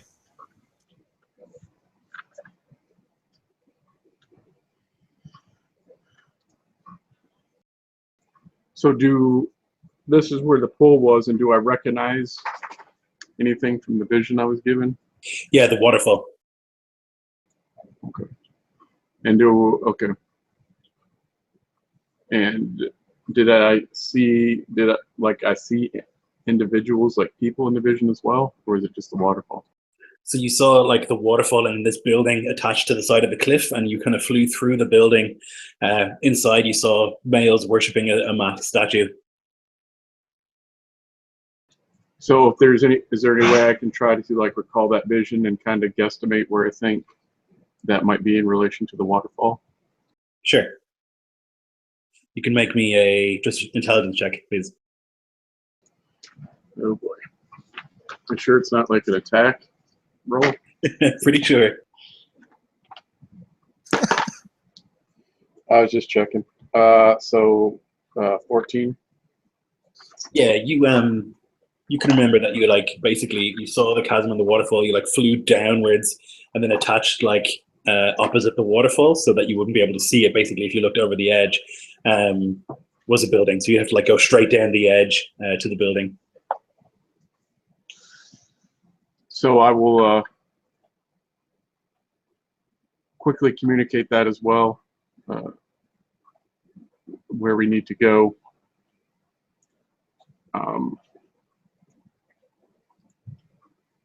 And I don't know. I guess I would cautiously be moving that direction, and I would start looking around as well to see if I could spot anything. Okay. Yeah, so you begin to move like across this. It's very open, you know, and you can't see anything as you kind of glance around. Just this like, you're almost deafened by the sound of this like waterfall just like, smashing downwards from somewhere on high. It must be a crazy torrent of water that it hasn't turned to mist because it's already easily hundreds of feet above. But it just continues. But yeah, you don't see anyone on this precipice. And we saw a shrine, right? to Varun? In the vision, yeah. Oh, okay, but not manifest here so far. No. Cool. Yeah, I'd move silently towards the ledge for a 24 stealth in fucking plate mail. Yeah, so incredibly, you like move quiet as a mouse along this like edge. The blackness of the mithril hiding your form. As you like approach the edge, you can look downwards and just see like infinite darkness below, and the water like rushing to vanish. But you don't see any building attached to the side.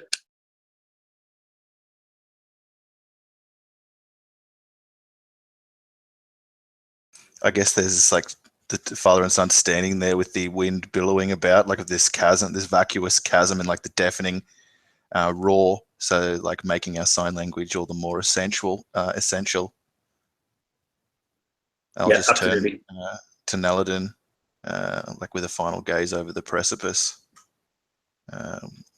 sign fingering, like, do we descend?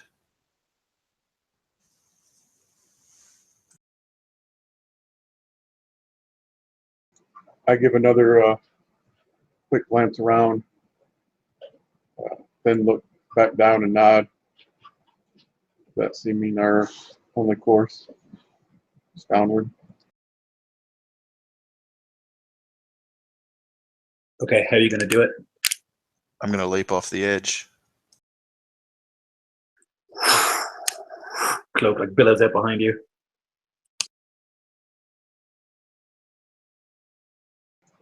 I'll raise an eyebrow, then sheathe my blade and do the same. So two of you leap off, and you're just like falling. With the cloaks like flapping behind you, and your hair is like fall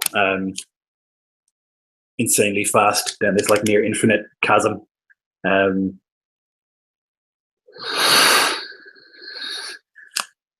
What's the plan? I'm going to fly until I can see stone chapel cling to the side of the cliff that my son would have, I assumed, over the last 5 or so days of our journey, told me about in detail, the vision. I'll be seeking that, looking for signs, even where it could be, but does not appear to be, given that it could be glamoured by the filthy masked lord. Okay, no problem. So you can give me a hint, I think, because if I believe it to be glamoured by magic, I couldn't rely on my perception. So, yeah. Investigation. I've got winged boots, so I can just fly around like a mad lord. The investigation is a 21. Okay, so you're flying downwards. But I won't spend more than 3 hours doing that. No.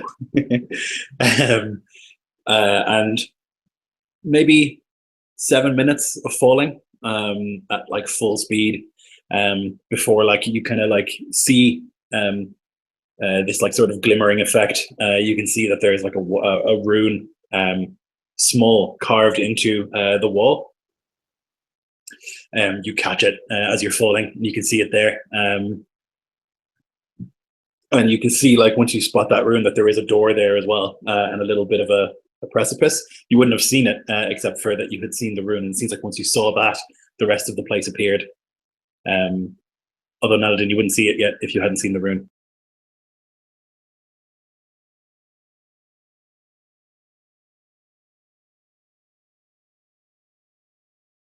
I'll alert Naladin to this with some fairy fire.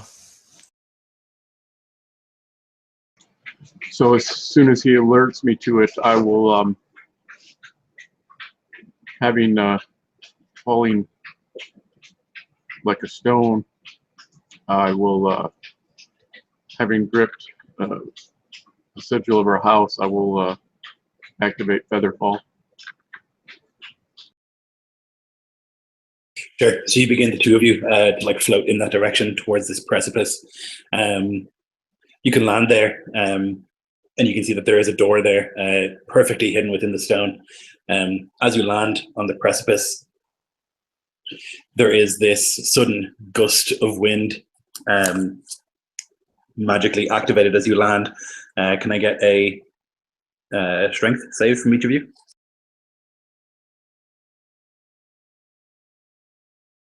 You have a +3 to this, Dennis. Yay. Selvetarm's aura. Mine will be a 27. 17. Okay, so both of you, you feel this like gust of wind, but you're able to like plant your feet and hold strong as like the wind like blasts some sort of defense. But you're both able to stand firm, and the door stands before you.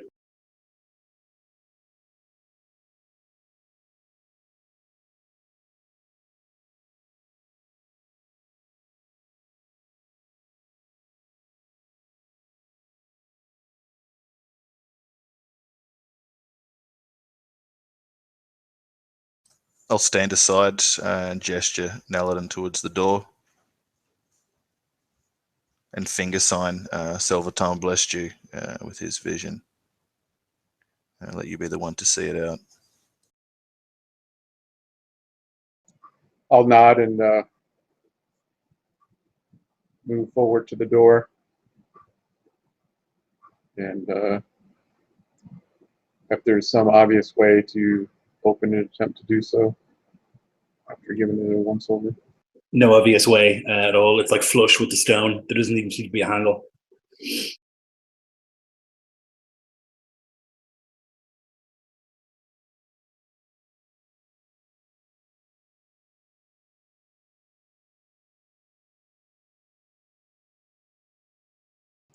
I guess then I would begin inspecting it more closely, running my hands over it, looking for a hidden latch of some sort or some kind of indication where there might be a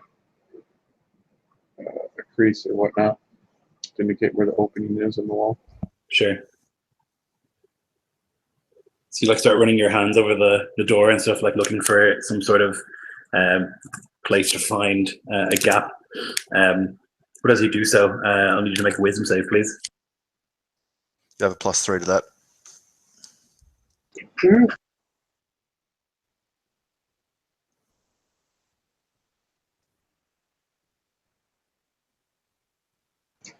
This I'm actually somewhat good at. Oh, yeah, I'll take that in that 20. So 26 total. So you get this like as you touch the door, whatever, you get this like strong sense. You feel this like whispering in your head. You get this strong sense that you should leave. It's like a saying, "It's not worth it. You should just go." But you're able to like shake that out of your head, and you continue looking for a gap in the door. Can you make me an investigation? Yeah, actually, when that first comes over me, I kind of, even as I resist it, I give a hiss as I pull my hand back as it burned, and then begin once again searching, pushing it away, the thoughts of retreating. So that would be a 17. Okay, so you're looking, and you like find like a lock mechanism.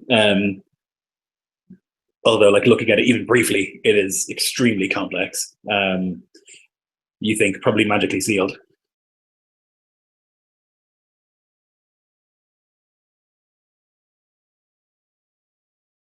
So once I've located and identified that bit of information, I will step back, indicating it to Nalan, telling him that it's likely magic in nature. The 11th tenant of Selvetarm, where there is no way, make one, he says, and he'll reach into his velvet haversack and pull out a scroll and hand it to you. It's glowing with power. The scroll of stone shape that we hauled off the Sniv-Nerflin massacre.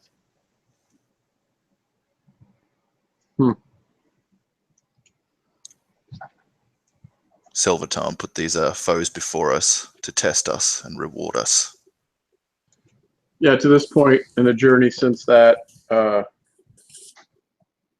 Naladin has remained silent, thinking perhaps that he was hasty in the way that he handled it, but now this only justifies his course. So that kind of cruel cocky smile will once again find its way to his lips as he takes the scroll. And if I have the ability to do so, attempt to use it to bend a stone to our will so that we may enter. Yep. So you begin reading from the scroll, and like each word you read vanishes as you do so, until finally, like you reach out a hand and you touch the door, and it begins to like opens into a shape large enough for you to pass through.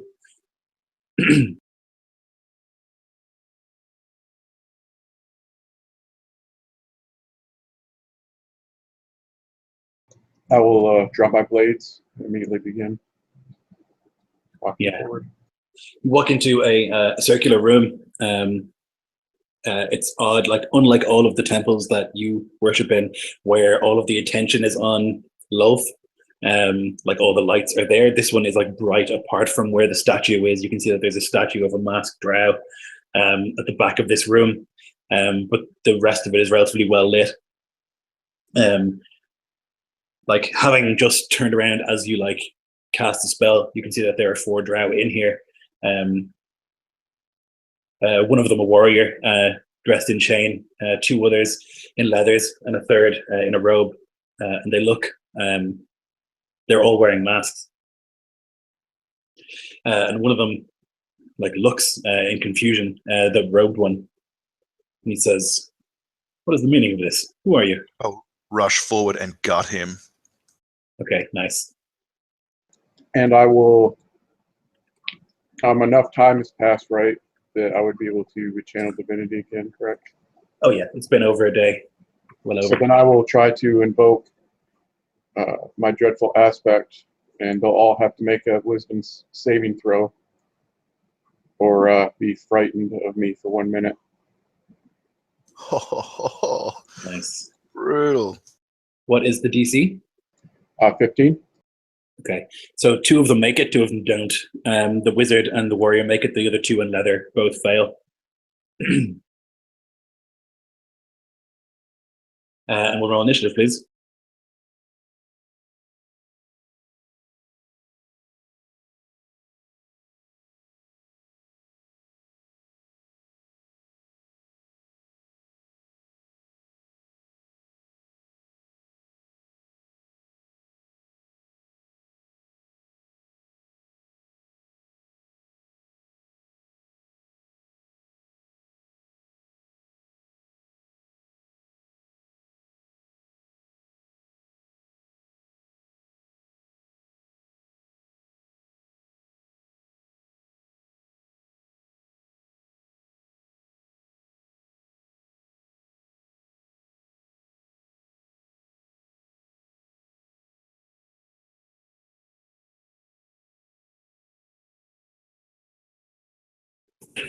Just look at this initiative list and just be certain you're playing a drow game. Like so many 20s. So Nilan, you like rush forward towards this this wizard, but like in a flash, incredibly quickly. One of these other drow, he like pulls a hand crossbow and he fires it. Now, with frightened, I think that means he has disadvantage to attack you, Naladin, right? Yes. Okay, but not Nilan. Okay. Okay. So he takes a shot with his crossbow, and it pierces into you.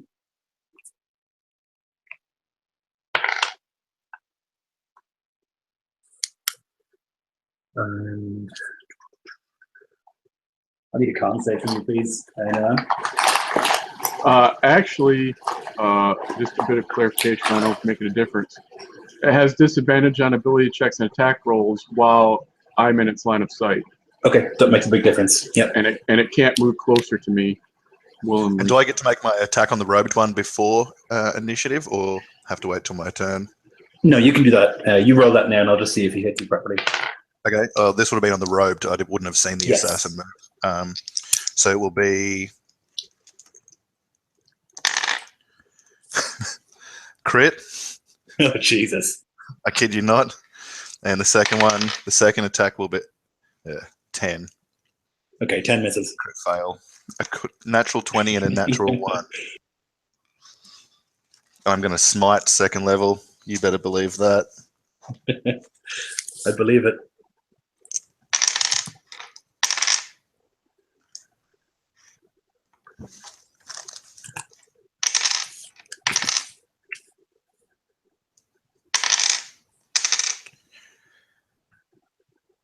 $38 slashing. Sorry, piercing and radiant. Yeah, you cut him in half. Bust his top half. Oh, you're with the mace still? Yep. Yeah. So yeah, you just rush up to this guy and like swing the mace, smash into his side, and you just see like the bottom half of his jaw dislocate from the rest of his face. His like neck snaps, and blood sprays towards the altar of Veyron, and he just falls dead in a clump on the ground. The assassin does manage to like pull his hand crossbow and fire at you. He does hit for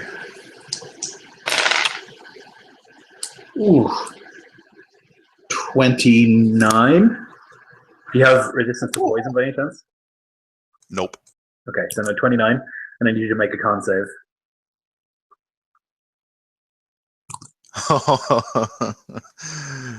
Nat 1. Oh dear. So you are unconscious. If the target saving fails to saving throw by 5 or more, the target is also unconscious. While poisoned in this way, you're poisoned for 1 hour. That would have been a 7 then, because 1 plus my save. I thought it just meant fail, sorry. So yeah. It would have been 7 all up, but I assume that still fails the DC by more than 5. It does, yeah. The target wakes up if it takes damage, or if another creature takes an action to shake it into wakefulness. But when you wake up, you'll be poisoned. Right, so it fires this this bolt, catches you like right in the throat, and immediately you just like feel lightheaded and then thunk onto the ground. That is one of its attacks. It's going to fire another one at you, Naladin. Naladin. With disadvantage. Oh, still connects.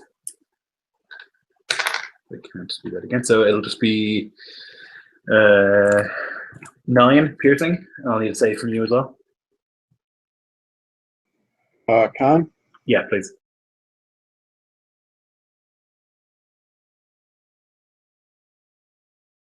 $18. Okay, you're good. So you just get this like in your side, but you remain awake, and then it is your turn. So there was 4 when we first entered. Yeah, the wizard is squished. There were But then an assassin leather. appeared. Or no, he's one of the ones in leather. So there's Exactly. 3 now. Yeah. And I can see obviously that 2 of them are like cowering for me, but then there's a third. A warrior. That's not. And is there any that are like close to the fallen form in Naladin? The dead wizard, but no other ones.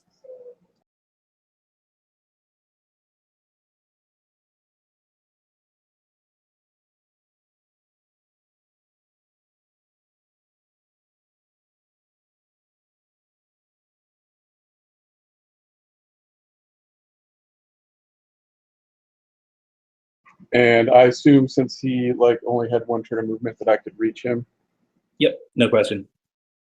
So then as soon as I see him fall, I will rush over to him and I will, my eyes meeting that of the warriors, I smile, I will kneel down and cast Cure Wounds, not knowing exactly.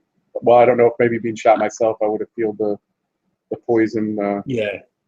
But I will attempt to basically rouse him as I cast Cure Wounds on him. And he will get back. Alright, so 14 points of damage. Okay.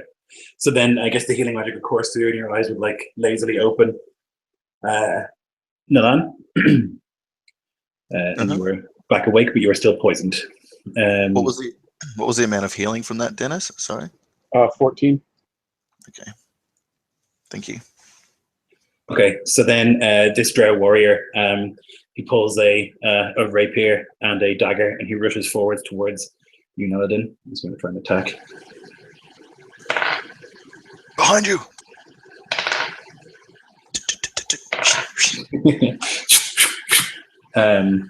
So he slashes with his rapier to no effect. It like bounces off one of your pauldrons, and as you like turn to face a knife into the gap in the side of your armor, you'll take 7 piercing damage, and I'll need you to make a con save. Oh boy. Let's see how this is going to go. Woohoo! Another 18. Okay, yeah, you're good. So like shank, you can feel the poison like start to flow through you again, but you resist. And then the third strike with the rapier, he's too close and can't get a good strike in, and he misses. The wizard is blown to bits, and then Weapon Master, your turn. I'm going to spring up and use 10 foot of movement to get around behind to flank the warrior who just attacked Naladin. I'm going to use bonus action to enact my Underdark fighting style, and then I'm going to try and crush his head into a pulp with another crit. Jesus. And a 17. 17 will also hit. Okay, I'm going to smite on that crit. That'll be another 2nd level.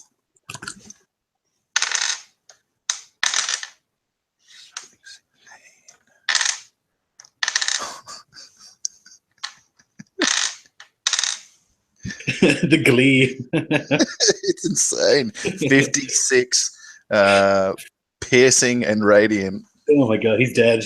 So dead. Fuck. That's just the first attack, actually. The crit. Yeah. So the second one that would have hit, I guess. There's no one within 5 feet of me. Not within 5, no.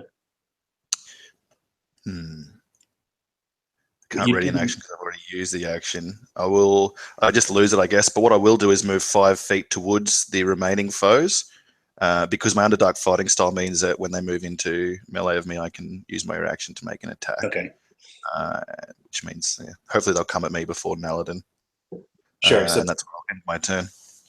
So you smash this warrior, like you cave his head into his chest with an overhead blow of the mace, and he like crumples to the ground dead. Splat. And you like turn to face these other two who are like cowering, looking at Naladin.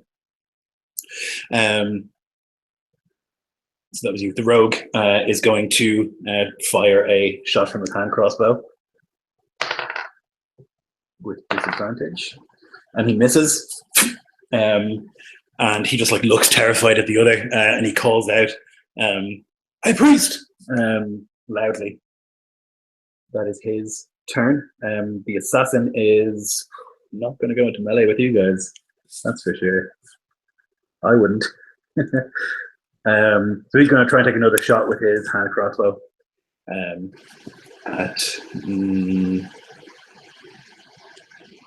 I think at Naladin. He knows you're poisoned, so he's going to go for Naladin.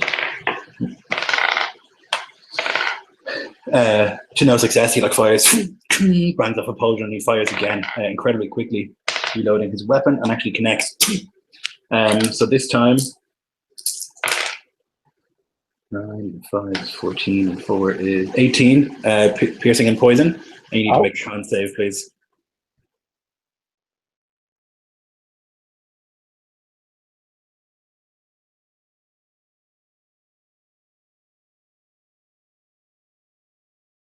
$19. Okay, you're good. So again, you feel the poison begin to course through you, and you've got a couple of these in you now. You know, this is classic drow sleep poison that will make you drowsy, and with enough bolts, you will fall asleep, and then they can quietly kill you while you're unconscious. And so they're filling you with these bolts. That is the end of the assassin's turn. Naladin, your turn. So as that bolt hits me, and I feel more poison being to course through me. My dagger flashes out as I cut away the arrow that sunk harmlessly into my pauldron. As I,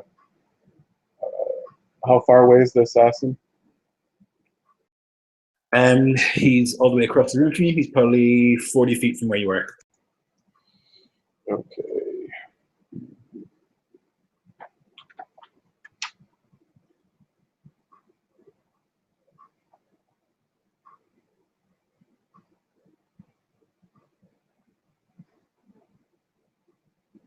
I will move 30 feet, and then I will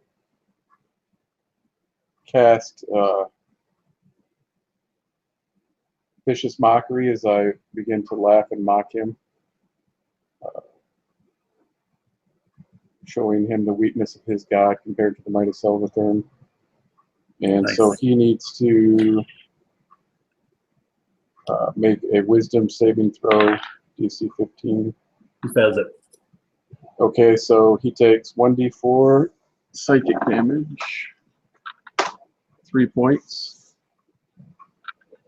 and he has a disadvantage on his next attack roll before the end of his next turn. No problem. So you finish you're striking at this guy with your vicious words, and from behind the statue, out of the shadows, comes this drow male in robes. He's got this very ornate mask over his face and an arcane-looking staff in his hand. He reaches with his left hand into his robe. He produces some sort of wand, and he points it in your direction. Naladin, I'm going to need you to make a con save, please. Ah, these darn con saves.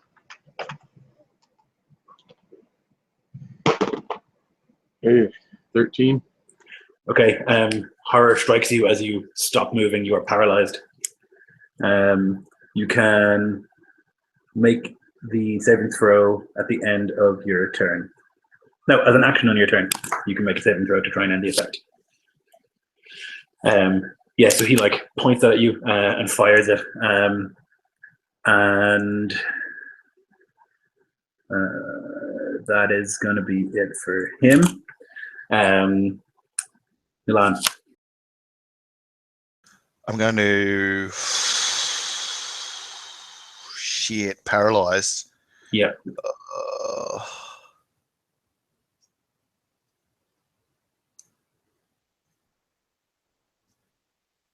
Now, lay on hands can remove a condition with 5 hit points. I'm weighing it up.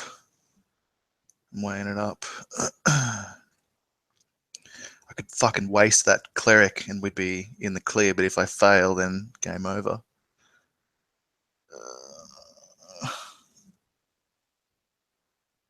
But of course, if... Well, yeah, I don't know. It's a tough call.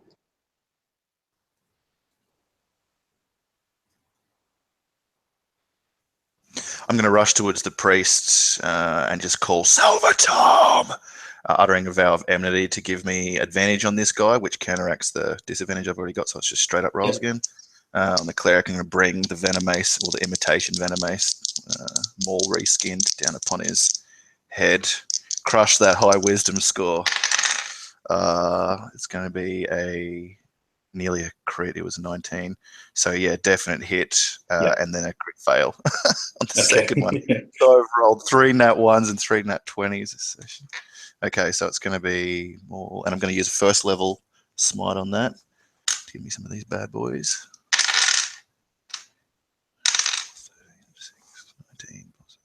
27, piercing and radiant.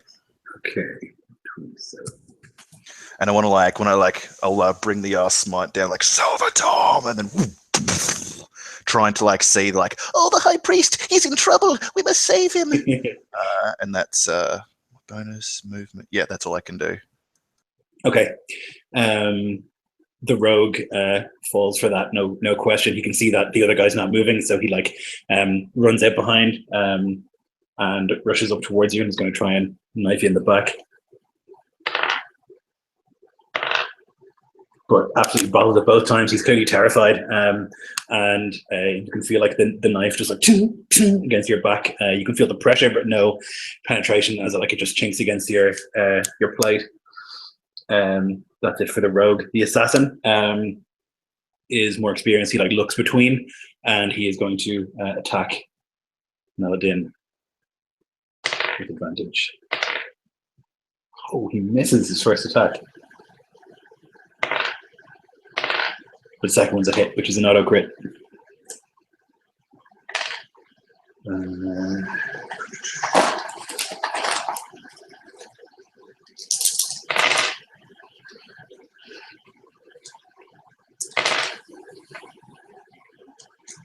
So 29 from the rapier, as he like takes a position and just like runs it through a gap in the armor. It comes like all the way through and like at the back of your plate where it won't go out the other side, and he pulls it out. I need you to make a con save as well.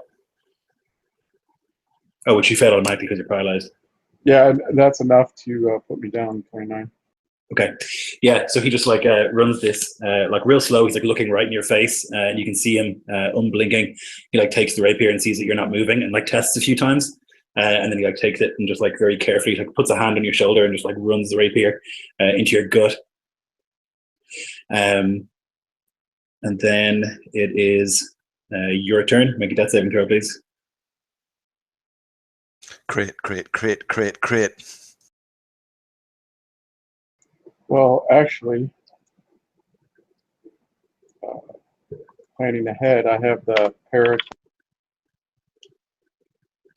where I auto-stabilized. Parrot of, was it healing? Oh, yeah. The Periapt.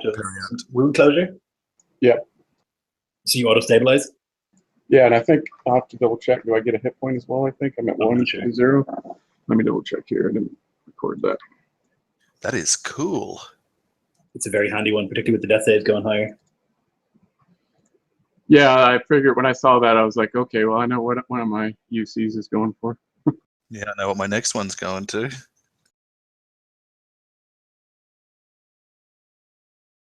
A boon. The spider that waits blesses you.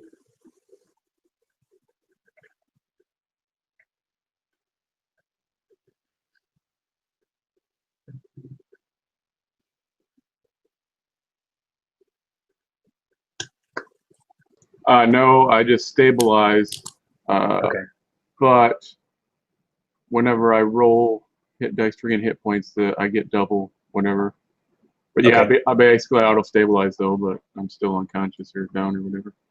Yeah, okay. That's good news. I think the assassin wouldn't probably notice that. He thinks you're dead. The high priest sees you're right on top of him, and he is going to push your shit back in, I think. He's going to try.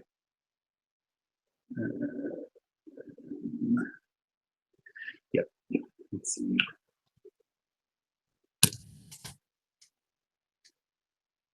I need you to make a dex saving throw, please, my lord. That I can do. 16. 16 is exactly what you need. You're so lucky. On a failed save. Oh no, on a successful save. What happens? No. Oh my god, I didn't know that. Okay, so he casts. He like moves his hand around quickly, and like you can see this like orb, this like green acidic orb, just like move towards you, and you like move out of the way and just past you. It's disintegrate, but on a failed on a successful save, nothing happens. It looks like. Selvetarm Shane's just like rebounds and Yeah. So it goes past you. He doesn't expect you to move so quickly, and he like you can see behind the mask, the pink eyes are just like, and that is him. You're up next, my lord. seeing the table turn against us, I will reach to my belt and pull forth a brass horn, and before putting it to my lips, utter a prayer to Selvetarm, and then blow long and low. It's a strange noise, and it hasn't been heard in the Underdark for 500 years.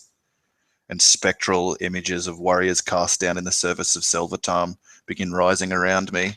And Naladin, there are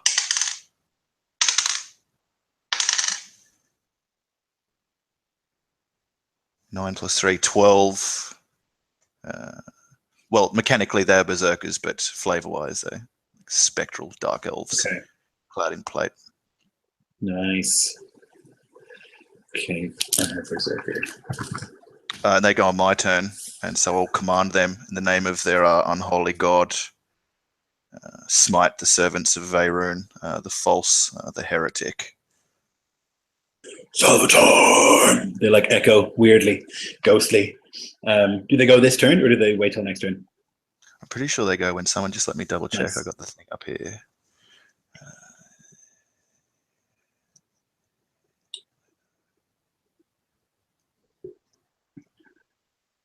Okay, it doesn't actually say like in the DMG.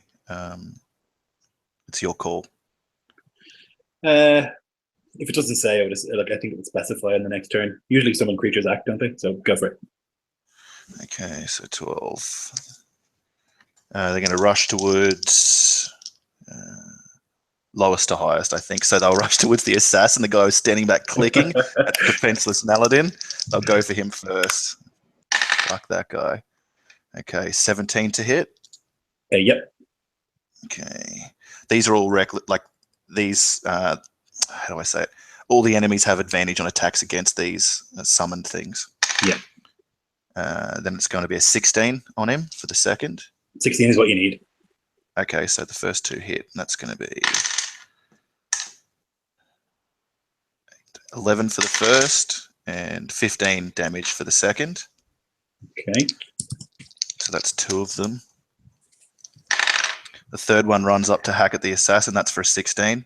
Yep. And then a fourth. That's going to be for a 20. So two more hits. That's four that have gone on.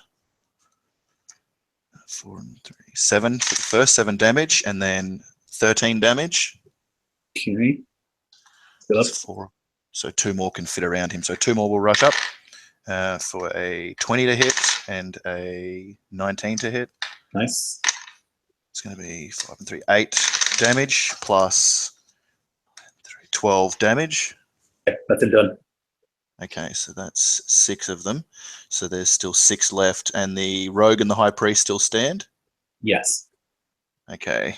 Even though I know it's smart to go for the high priest, I want to be a cock and rip out his heart, so will fool me if he kills me. But here goes. He'll go. These will be commanded next to go for the rogue. So 2 will rush up for a 22 to hit and a 25 to hit. Yep. Sorry, 24 to hit, but yeah, still a hit. 6 damage and 12 damage. He's dead. So there are 4 more. Okay, they're going to rush up to the priest. One's going to grapple him, the DC being 19 for the priest. He fails. Cool, he's grabbed. Another one's going to move up. Sorry, the other 3 are going to move up and surround him. The first one will attack. 15 to hit. That misses. Okay, 2 more for a crit and a, less than the other one that missed. Okay. So the crit will be 11 plus 3, 14 slashing damage. Nice. And a percentile, please. Ooh, forgot about that. 93. Shit. Okay. The target is knocked prone and unconscious and suffers 5 levels of exhaustion. What to do? What to do? I will cut out his tongue, rip out his eyeballs, and sever his fingertips. Okay. So remove the mask. I can rip the eyeballs out without the mask, I assume, for now. Yeah. I want to rip out his heart as well, take that, and pull aside the mask with the tip of the maul. It is a face that you recognize. It is your grandson. Hey? Ulvirala's son, Sarl. What? The wizard. Then I'll take the maul and I'll bring it down again and just ruin his fucking head so the brains like splat out the side, and not even Naladin. I'm not sure if Naladin can see this or not. No, but if I'm I can- unconscious. I'm unconscious. Excellent. then I'll splatter his face beyond recognition, and then I'll go over and put lay on hands. I'll put 20. That's probably something now. we don't want getting out. It's just something that I don't want you to know to have to lie about and just get pwned. Holy fuck. Well played, Lloyd, for starters, but secondary.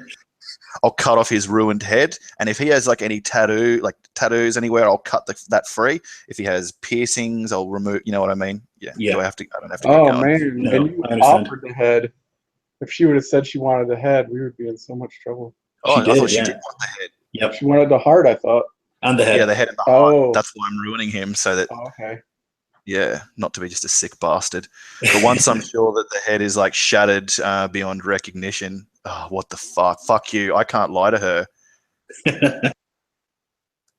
You're I'm on YouTube, so I can't. You can't properly acknowledge your move and what you've done. I'll still spare Naladin, though in my heart of hearts, well, I don't have a heart. In like a cold cave inside my chest, I'll like honor to tell the matron. I have to. Fuck. This is not what we need before a massive assault. Further reason why I shouldn't tell Naladin. I'll heal him up after I've got that and put it in my bag of holding. Yeah. And then once I'm sure he's safe, we'll like scour this place, take anything that can be of use to us, and then set to work with the magic maul, smashing the statues of Varen and casting them down into the deafening chasm. Yes, you set to your work, like ruining the temple, just defacing everything you can, throwing everything down into the chasm, and leaving this place a wreck. And destroying everything that you can. Yeah, I'll collect a few ears and I will disembowel one of the bodies and dip my hand into his body, blooding it, and use that to trace the symbol of Selvetarm on the floor. When you trace that symbol, both of you feel like the tug stop and you feel like infused. You each gain a level.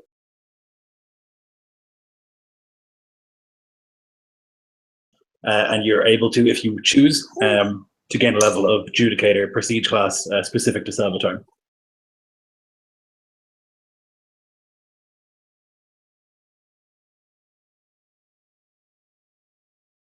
There's a buttload of magical loot, which I will list once we're off air, because there's a lot of it and it'll take a while.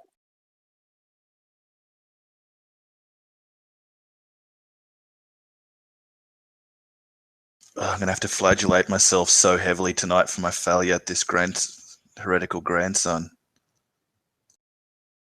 Bad news. Glad it's not my son or grandson. He's your cousin. Well, it had nothing to do with me. I don't know him. No, he's your nephew, actually. That's what he is. Yeah, I don't know him. Yeah, it's Ulverala's first son, who's like a wizard and sorcerer, fairly high up in the ranks. I didn't know about it, but if he did, he would hope that it would fall on her head.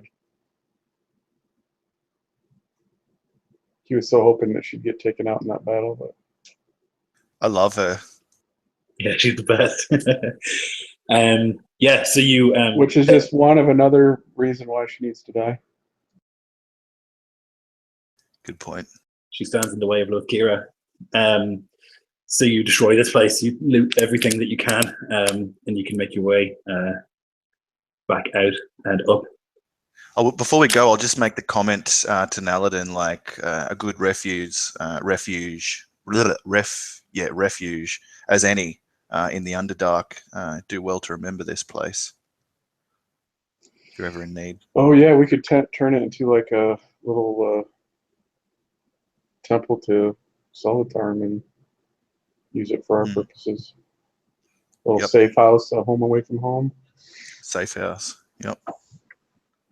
You find like numerous journals and scrolls and stuff, like detailing plans for like activities on the surface, which in itself is heresy. Going up there, you're not allowed unless like a priestess brings you to raid. Sanctioned. Yeah. So like all these activities on the surface. Other than that, like plenty of scheming, like of how to like other cells and stuff like that. They're not mentioned where or whatever, but there is mention of other cells and like code names for people above this cell. So there is clearly a lot going on.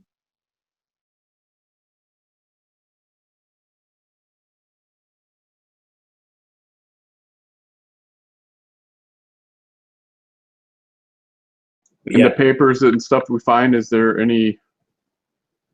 You said it's like code names and stuff, so there's nothing that identifies the high priest or any other potential rogue members of our house. No, but it is in his handwriting. Well, I don't know him, so I couldn't recognize it anyway. But Milan might recognize it as his writing. Yeah, we'll take these and put them in the bag, all of them, for the matron to decide. We've completed Selvetarm's will, and so must return to our duty.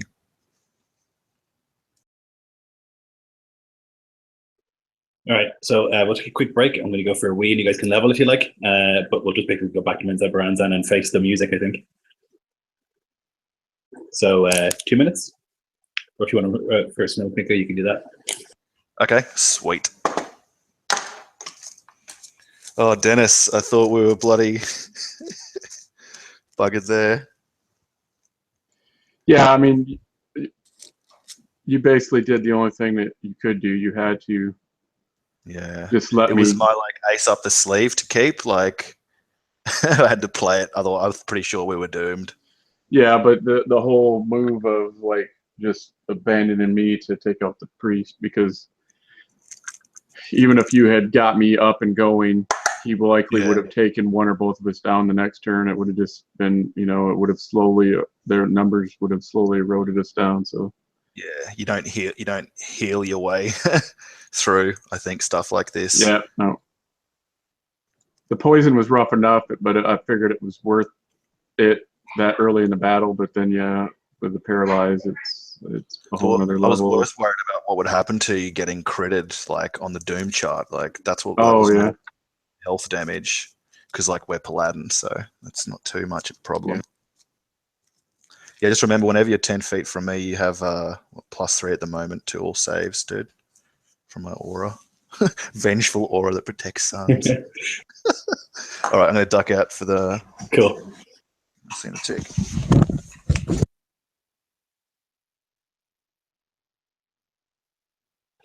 Yeah, so if you want to, so you get basically, you're leveling now, like as if it was the end of the session, but you can take that level now to get a Judicator level or another Paladin level or whatever you want. Well, I mean, because we had got a level the end of last session, but is this basically just on the conclusion of that, or is this actually another level on top of that level? It's another level. Oh, okay. But last time I would have, would I have had to take Paladin, or can I now be level 2 of the Judicator?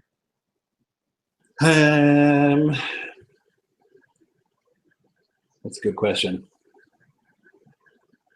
I think you can only take it now because. Okay, yep, that's fine. Because I didn't have that actually any of the benefits on my sheet because I was doing Judicator, but I didn't want to have any of the abilities till we kind of role played it out. So yeah, I'll just add the level of Paladin then.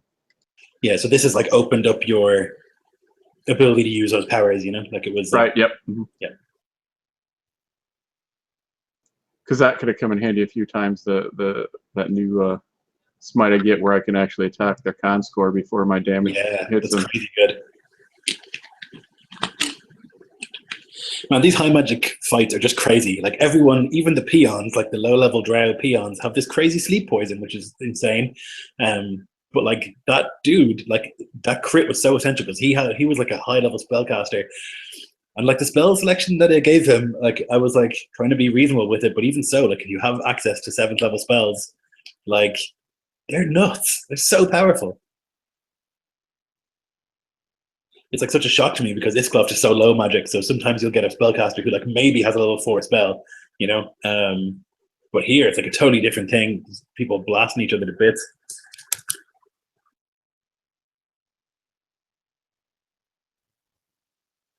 gonna write down some of that loot.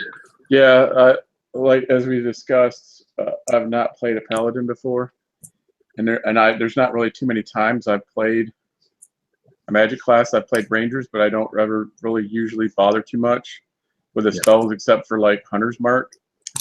So it's like trying to go through and keep track of all these abilities and how they work with each other and stuff is just crazy sometimes. I've got like 3 sheets printed out with, you know, the different, and I got like the spells on one page, and it's like, okay, and you know, and then my O's and divinities, and absolutely it's a little, hopefully as we continue on, I'll get a little better handle on it.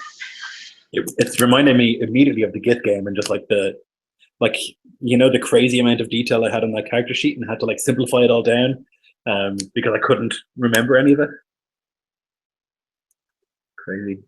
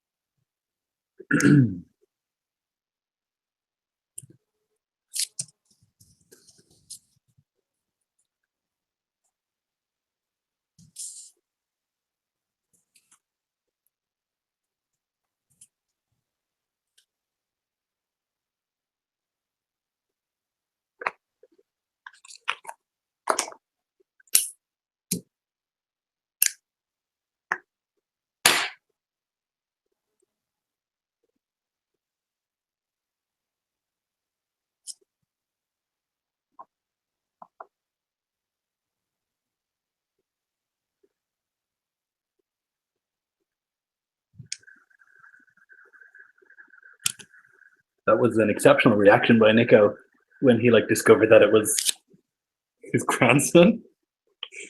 I could sense the I know, yeah.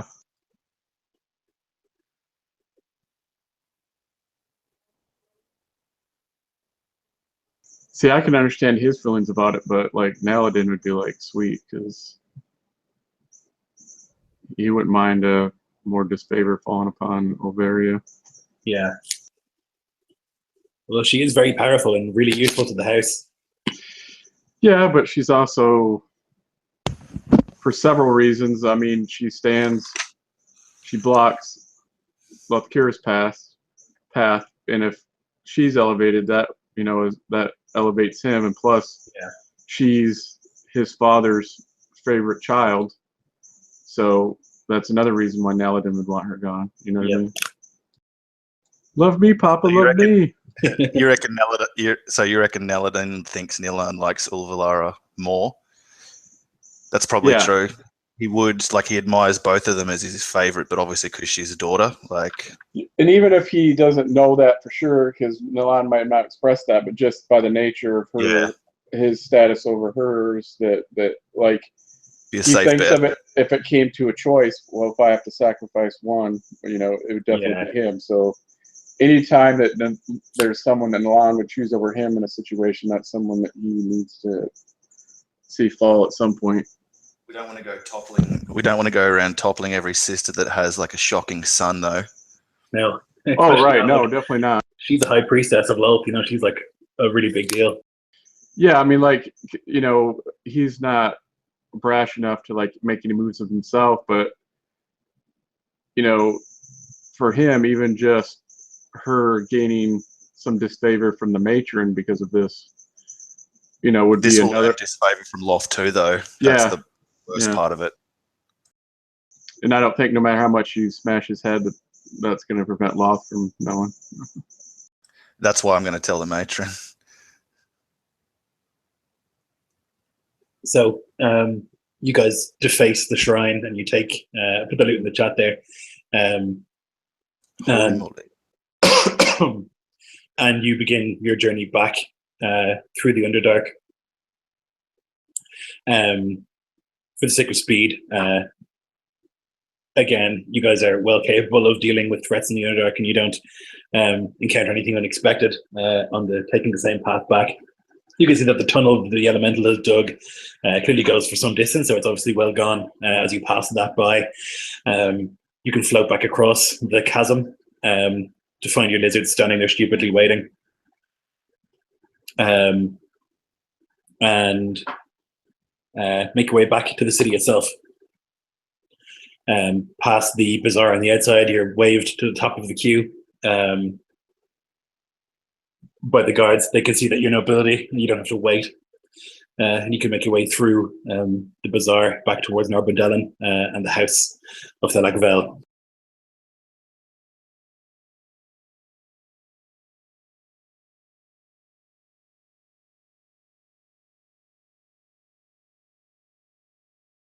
Or do you want to go to the Grand Judicator first? Whichever seems more religiously appropriate. Yeah, it would be to go to him, I think. Okay.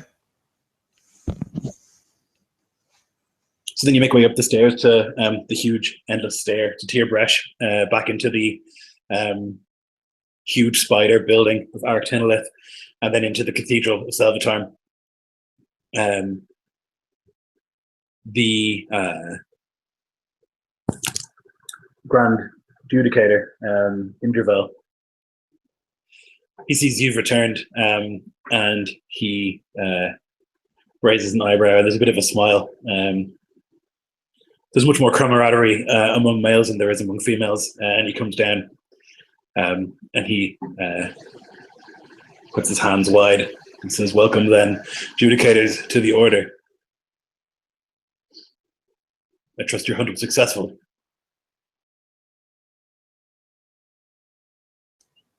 The heretical infestation has been vanquished, and the putrid followers are extinguished.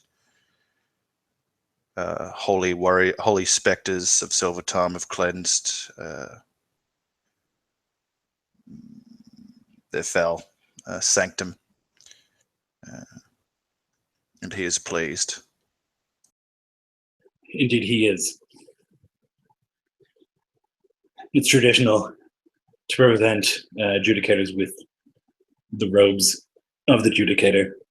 And so he goes back to that statue of Selvetarm, and in a hidden one of the stones, he presses it in 3 places, and it rises up. And he pulls out 2 cloaks. He hands one to each of you. It's like an enchanted piwafwi, which are the hooded cloaks that drow wear. I will put the mechanic stuff in the chat when we finish. But basically, magical cloaks that mark you as Judicators of Selvetarm, a status symbol. It's nothing quite like the snake staff of Loth, but nonetheless, still a symbol.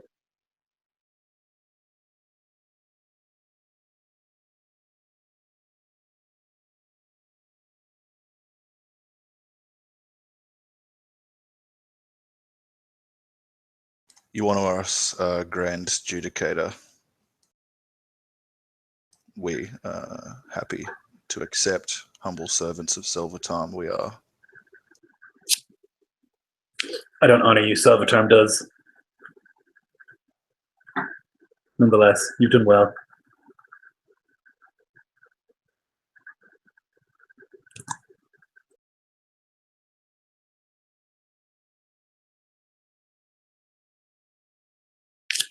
Go then, go forth and serve him.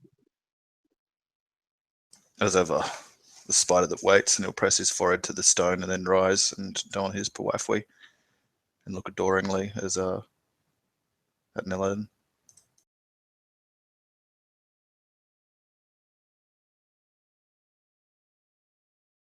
And so you leave the cathedral, making your way through the city, and you can see already as soon as you leave that there's a different sort of respect, even from the priestesses.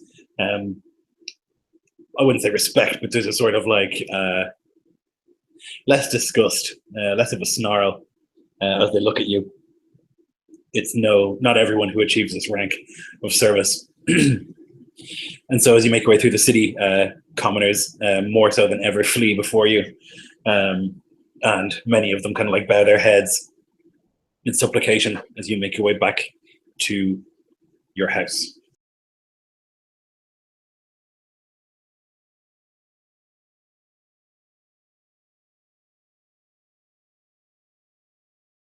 I don't know about you, but I need a bath, and I would go and like make myself presentable for the matron, like perfumed and like donned appropriately for the throne room.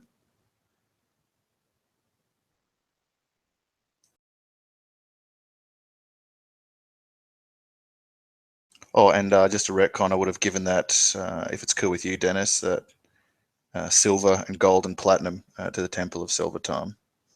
Yep. Yeah.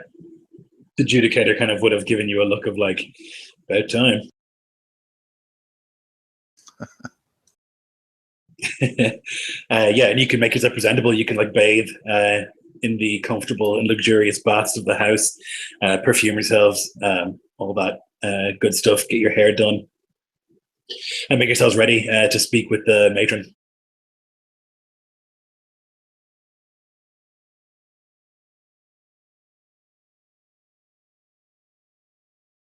Yeah, these are practiced processes, so they'd be swift, I imagine. I wouldn't linger Definitely. long in the luxury.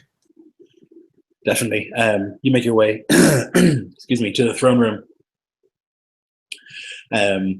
Inside, you'll find the matron. She's like on that floating platform at the center with her daughters, Overala, Dylan Ray, Love Kira, and Fedroon.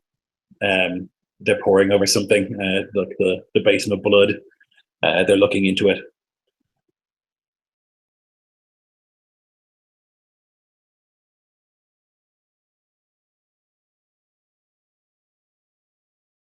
The guards give you this look of like, I wouldn't.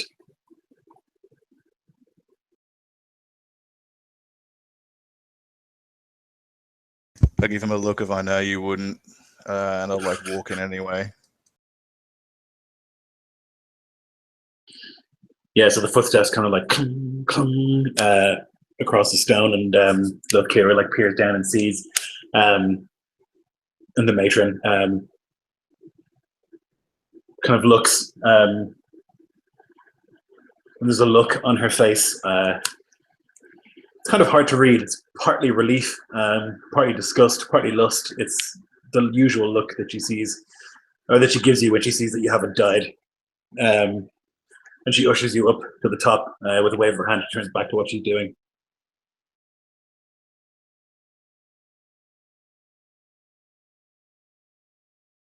I'll wait prostrate till I'm called for. Yeah, she continues her ritual, whatever it might be, up at the top. And when it's finished, she goes and walks down ahead of the rest and sits on the throne. The sisters gather. They look interested, like hungry, to see how she's going to treat you.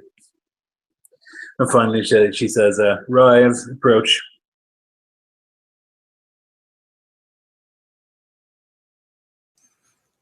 Am I Gracious. present, or have you went by yourself? Sorry.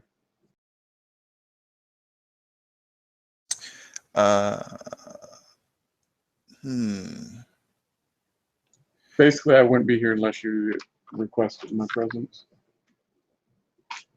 Then yeah, that would be best by myself, even though I know that sucks, but that's what I'd aim for. Oh, yeah, no problem. I don't generally look forward to an audience when they make Yeah. So I would have been strangely absent I mean, if you would have really sought me, you could have found me, but I would have been going out my way not to run into you.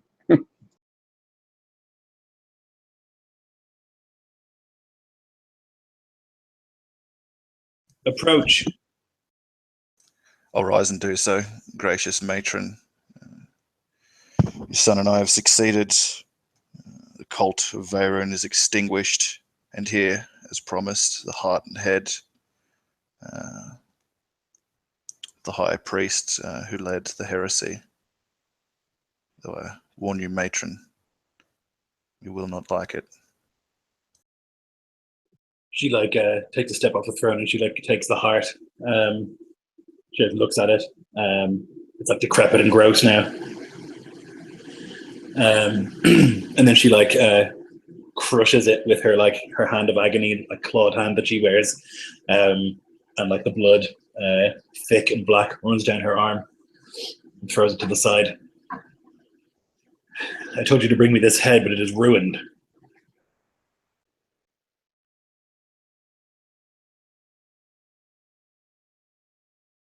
In anger, by my hand, for which I beg eternal apology and pardon, gracious matron. I gave you a simple task, and yet you refused to complete it? I brought the head, such as it is, matron, and the heart, this wretched thing, of this treasonous betrayer.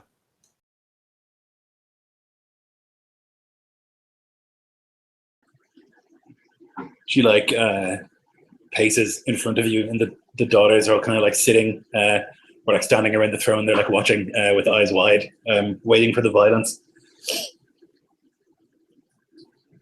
The snakes on her whip, and also the whip of Ulverala, both of them are the snakes are all snapping in excitement. You have failed me and give you a task, and you bring this ruined face to me. What good is this?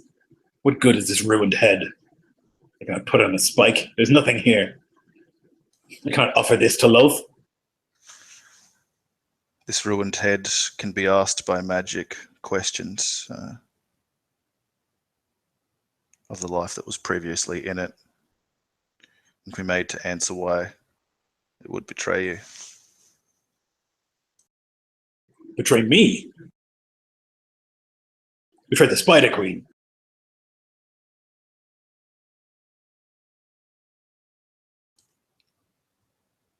Yes.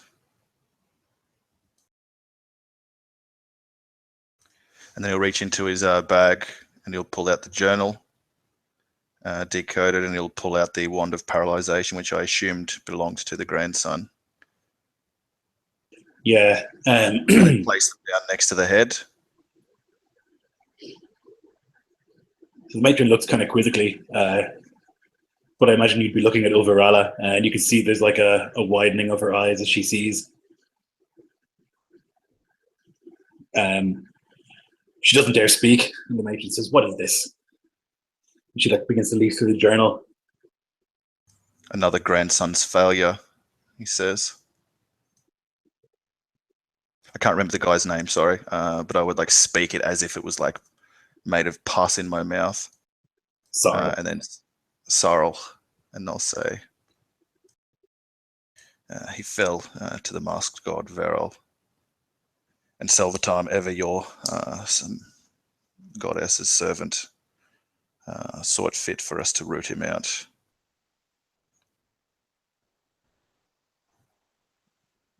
She's just breathing slowly. The second time a grandson of this house has failed, he says, and my great shame to bear this ill news to you.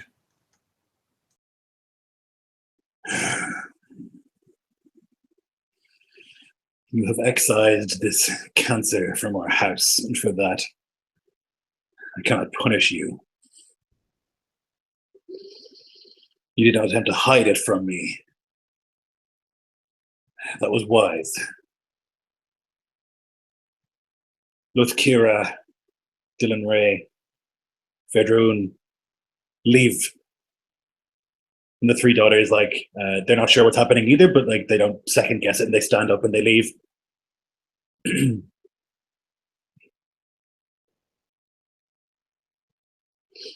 she turns to Overala. Your son betrayed us, fell to the masked god, and believed that males were equal to females. Your son, the Spider Queen, will know of this, that your blood has failed us. And Overala is like haughty. She's like she's not downcast or anything. Her face is still looking upwards. I do not control the actions of my son, although I would not call him that anymore after this betrayal.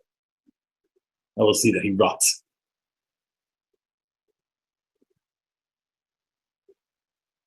And she dares to ask, Matron,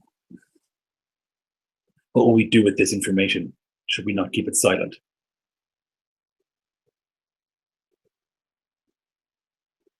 The male knows.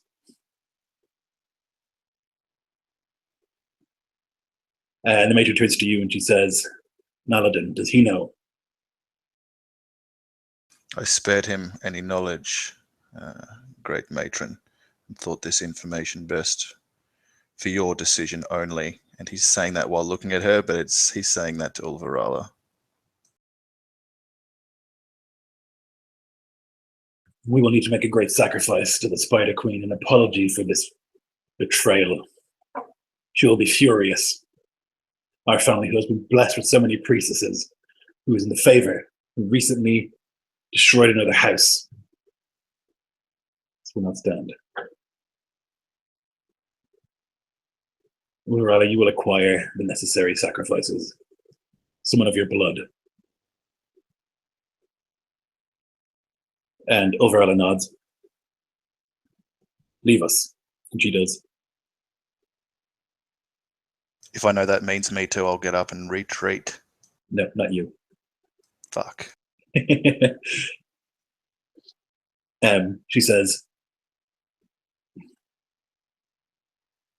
for centuries I've relied on your counsel, and you have not steered me wrong before. You have always done what is best for the house.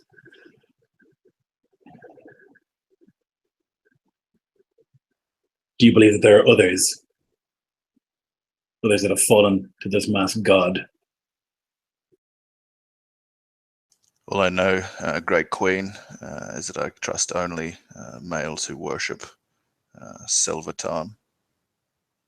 All others cannot say they are immune from the touch of heresy. And he's careful when he says that. He implies through the inflection in his voice, all males. He's not. Yeah. Doesn't rouse that flare up again. Then there will be a test. We will gather those males not sworn to Selvetarm, and we will test them, test their loyalty to the Spider Queen, and see for certain. I suggest, as I have oft before, matron, the males of this house be forced to submit to Selvetarm's trials.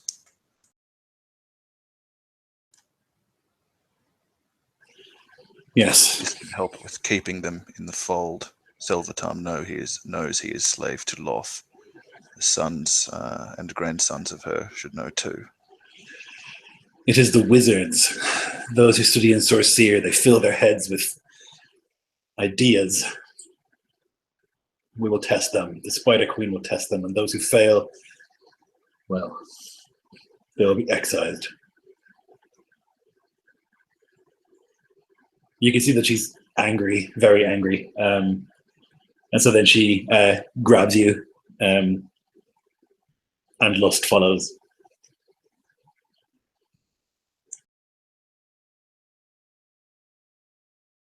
I think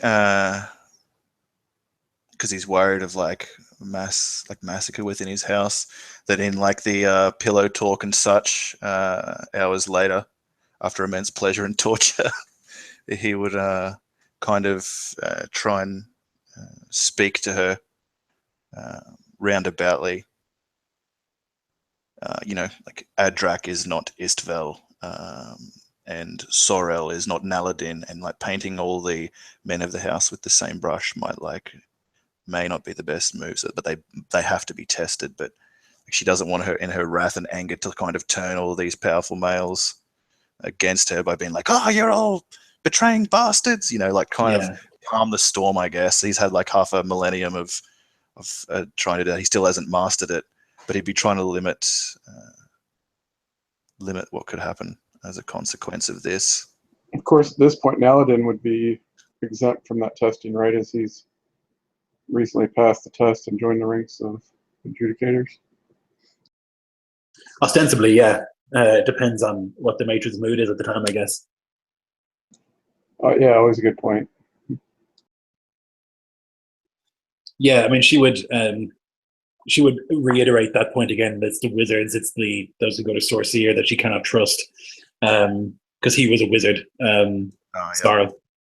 And there's a tendency, above all, for wizards to kind of feel that they are powerful enough to take a step away from this protocol. Yeah. So she would basically say that those who are not in the service of Selvetarm will be tested thoroughly. Nilan would smile at that, like away from her, like maybe back to back as she says it, because he's always wanted that more brainwashing power, more absolute loyalty. Yeah. So the call would go out over the next day or so to gather the various males from wherever they are, to bring Thelak'vel and Zolrain back from Sorcerer, and those who are training in Meli Magthair, to bring them back as well. There's to be an inquisition.